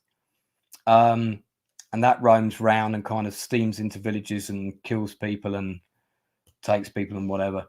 John Bark, who's an actor I'm really keen on, who had small part in Lord of the Rings. I'm trying to get him to come on the channel at the moment because I'm going to be doing a special, and I've just rewatched the whole thing, on the Great Bookie Robbery. Do you remember that miniseries from the 1980s? Yeah, I've got the link that you sent me, and I'm actually due to watch it this evening. Yeah, I'll watch it. It's damn good. It's really good. It's do you know what? I'm amazed at how well it holds up. Music, little bit of its time, but no, it's a really good. He's the lead. He's so good in it, and I'd never seen him in anything until I saw that. I used to have all 3 VHSs. They were released under Canon video label, and they repackaged them and had all the guys with like balaclavas on the front. Yeah, but it's got some good action scenes. The world feels real. I like the truck in it. Michael Beck, unfortunately, has a really stupid helmet. James Wainwright makes a really good bad guy, makes a really good villain, the sort of guy who's in charge of the sort of warlords who have the truck. I don't know if that's a 3D model or what that is. There it is. It's got a couple of 30 cal machine guns on each side. And nice. Basically, if you've got it, and sort of, so basically a plan is made to take it out, and you can see how that ends there. Do you think that's the real truck going over a cliff, or do you think that's a miniature? Do you know what? I think that's the real thing. Yeah, it probably was, because they're not going to use it again, are they? No. Yeah, I mean, this is a very different looking world from the Mad Max films. One of the things I liked about it was nobody was wearing like stupid 80s face painting. No one had stupid sort of big bouffant hair, like there's an abundance of hair gel or something after the apocalypse. So it had a much more kind of authentic feel. Like DEF CON, it felt much more grounded. Yeah, I'd quite like to rewatch this again. Actually, it's I used to own it on VHS, but I think when the last time I watched it, which was probably sometime in the early 2000s, I remember watching it and going, this isn't as good as I remember it. So, you know, I guess that could be. It's funny though, isn't it? I mean, I've done exactly the same with movies that initially I thought, yeah, I really enjoyed that. Second viewing, several years later, no, I remember that being far better. And then kind of reevaluated it again. Um, Sat there, watched something again, some years after the second viewing, and thought, do you know what? I was completely wrong. Maybe I was in the wrong mood, wrong frame of mind. Um, but yeah, I like this film. I actually do like it. I think it's pretty passable. That's the UK video package. That's the video that I used to own. I bought it off the newsagent when Nice. they decided to. They decided the big video boom was over and they weren't really making any money. Yeah. I bought this and I bought Kroll from them, which was released under the RCA Columbia logo, and they always came in those lovely red VHS boxes. Yeah, the great big boxes, weren't they? Yeah, Guildhome Video distributed quite a few films in the video boom, from what I remember. Yeah. I think when I watched this the first time, I probably would have given it an 8 out of 10. I'd probably give it a 6.5, maybe a 7. I need to rewatch it again, to be fair. It was retitled Warlords of the 21st Century, and one film critic wrote, "That's like retitling Mad Max to Fish Fingers." I'm not quite sure what they meant, but no. I assume they mean Battle Truck is a better title, I think is what they were going for. I agree. Warlords of the 21st Century just like sounds like a generic Mad Max movie. Yeah. Battle Truck, we know what we're getting. It's a big truck with lots of guns. Lots of people are going to get shot. Yeah. So it's good. I mean, I'd give it a 7 easy. It's entertaining. It's not it's not cerebral in any way. out of all the films that we've seen, what would you say is your number one pick? Yeah, I'd go back and watch that. It's got a lot to offer. And what would be your, oh my God, I can't ever watch that movie again. That's the worst. I got a level. I've actually got a real soft spot for Rat's Night of Terror. I need to rewatch. I need to rewatch that. Yeah, I kind of love it. But then it's a toss up between that and Hell Comes to Frogtown. Those are the two that I'm kind of struggling with. The ones that I would absolutely put right at the top. In terms of at the bottom, wow, that's even tougher because there are so many bad movies. Yeah, I think it's a toss up between if I'm going for pastiche and silliness, Hell Comes to Frogtown wins for me. Yeah. And if I'm going for sort of more kind of gritty realism, and I feel like they at least got the look right, probably would be Battle Truck. For the faves, for the absolute oh my God award. Yeah, that's a tougher one because there's so many that are quite pants. I'm grossly disappointed with Wheels of Fire. I remember the film being way better than I thought it was, but maybe as a young teenager, I was mesmerized by the Playboy bunny who was in the movie for one reason. Yeah, you're right. You're right. Actually, I mean, Wheels of Fire. It's not great, is it? No, not really. By her own admission, Laura, who I'm interviewing on Thursday, and don't forget, people, Thursday around midnight, probably just before midnight UK time, I have got Laura Banks coming in, who is one of the crew members from the movie Wrath of Khan, and she was in Wheels of Fire, a film that she has some funny stories about. So Big Day Cave is saying this truck better be awesome. It is a pretty awesome truck. There are some things in the film that are not good. Yeah, so Laura Banks, that's my next interview. She's on with us at about 5 to 12 on Thursday. So, timed more for the American audience. Yep, she's one of Khan's hotties, manning the helm of the USS Reliant. And she's got lots of stories to tell us. It's going to be a lot of fun. She seems like a real character. So I'm really looking forward to that. Yeah. Can't wait to watch it, mate. I think but I'm not going to give Wheels of Fire the Raspberry Award, because at least the film had a sense of scale. Yeah. And the cars haven't gone for massive spiky bits. I think probably I'm going to have to give the Pantaloons Award, I think probably to Land of Doom. I knew you were going to say that. Ridiculous spiky bicycles with naff bits of cardboard on. Yeah. Terribly directed action. Yeah.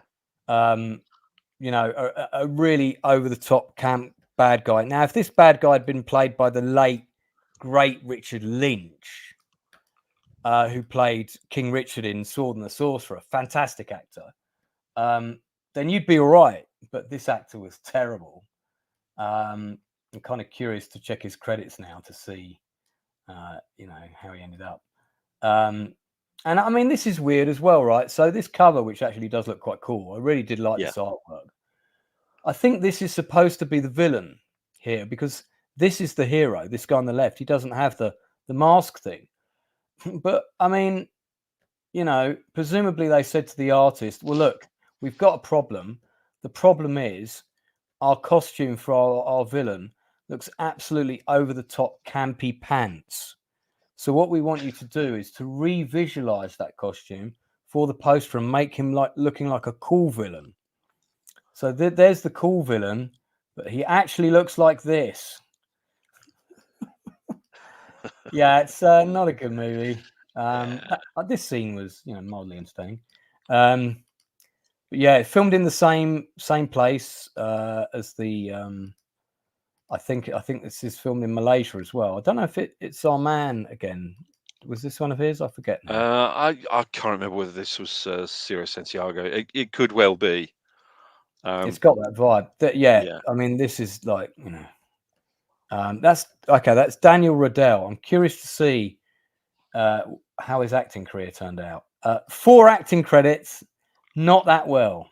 People saw him in Land of Doom, and after that, he got cast as a social worker in Sledgehammer, an Arab Prisoner 1 in Viper, and Al Hassan in Ministry of Vengeance. Never heard of any of those. No. That didn't work out too well. It's a terrible film. Now, this is the one we thought might have been directed by him, but it's directed by Peter Maris.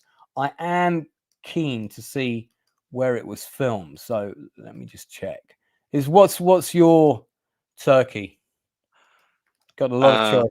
I've got to be honest with you. I'm not particularly enamored with Wheels of Fire. Okay, you can have Wheels of Fire. Yeah. I would. You do get 200 extras and a barrage of artillery. I mean, yeah. I'm not sure that makes up for it, though. Yeah, I think that's one that I would consign to the oil drum full of gasoline on any apocalyptic set. Yeah, so I would chuck that one straight in. On Wikipedia, there's bugger all information about this film. There's basically it's an American production set in the 21st century after what's known as the Final War. Blah blah blah. Same old, same old. Then there's a massive description of the plot, which they probably really didn't need to put in Wikipedia, far longer than it needs to be. The film was produced by the Matterhorn Group, a division of Maris Entertainment Corporation, which would be Peter Maris's company, right? Yeah. And I think we did look at his other credits. And last film was Zombie Hunters. He does appear to still be alive. I haven't seen any of his other movies. I've heard of a couple of them. Yeah. But so that was probably a tax write-off or something. Okay. So, guys and girls who've been watching, thank you for hanging in. If you've been for the whole thing, I commend you. Bless you all. Your constitution. We've already mentioned the interview we've got coming up on Thursday. That is no, it's not the next live stream. We're up on Tuesday. We're up on Tuesday to do the Nielsen ratings, which is our weekly chat show where we talk about films old and new, mainly films, sometimes TV shows, mainly films, old and new, that we like to recommend. So it's all about recommending stuff to you that's good. Not I can't really want to, there's plenty of people that expend energy talking about the stuff that's bad far better than I can. So I let them get on with that. And we try and focus on the stuff that's good. I mean, that said, we did do an 8-part review of The Acolyte. So, that wasn't on the Nielsen ratings, though. Just saying, just to clarify for anyone watching. The big event, of course, is on the 25th of September. I have my biggest guest to date on the channel, and I've had some pretty amazing, well-known guests on the channel already. But this one takes the proverbial Terminator cake. We have producer Gail Ann Hurd, who also co-wrote the first Terminator movie. She produced Aliens, The Abyss, Terminator 2, the entire Walking Dead franchise, and a whole load of other movies, Dante's Inferno with Pierce Brosnan, all kinds of stuff. So, guys and girls, you want to be tuning in. It's 6 p.m.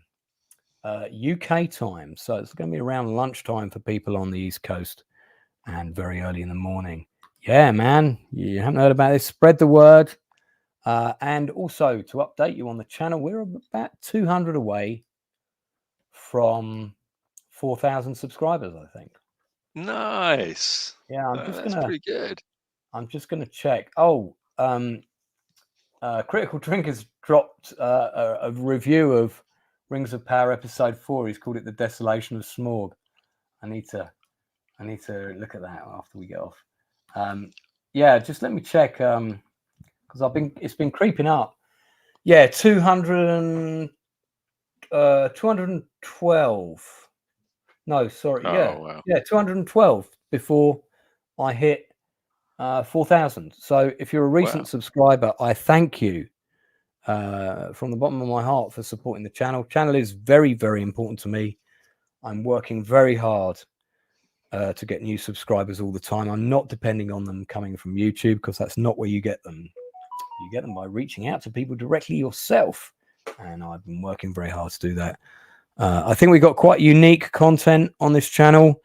And I hope you find it as interesting as we do to hear us talking about this stuff. Maybe you don't, but if you tune in anyway, I'm very grateful. And grateful to the Inside Man for coming on and giving up his Sunday evening. Bless you. It's an absolute pleasure, mate. As always, I enjoy it. You know how much I enjoy this, and you know how much I appreciate you inviting me on. So thank you very, very much. Well, I think on that note, I think that a vision from the heavens should play us out this evening as we started earlier. So thank you for liking and subscribing. We'll see you all again at 10 p.m. UK time, Tuesday night.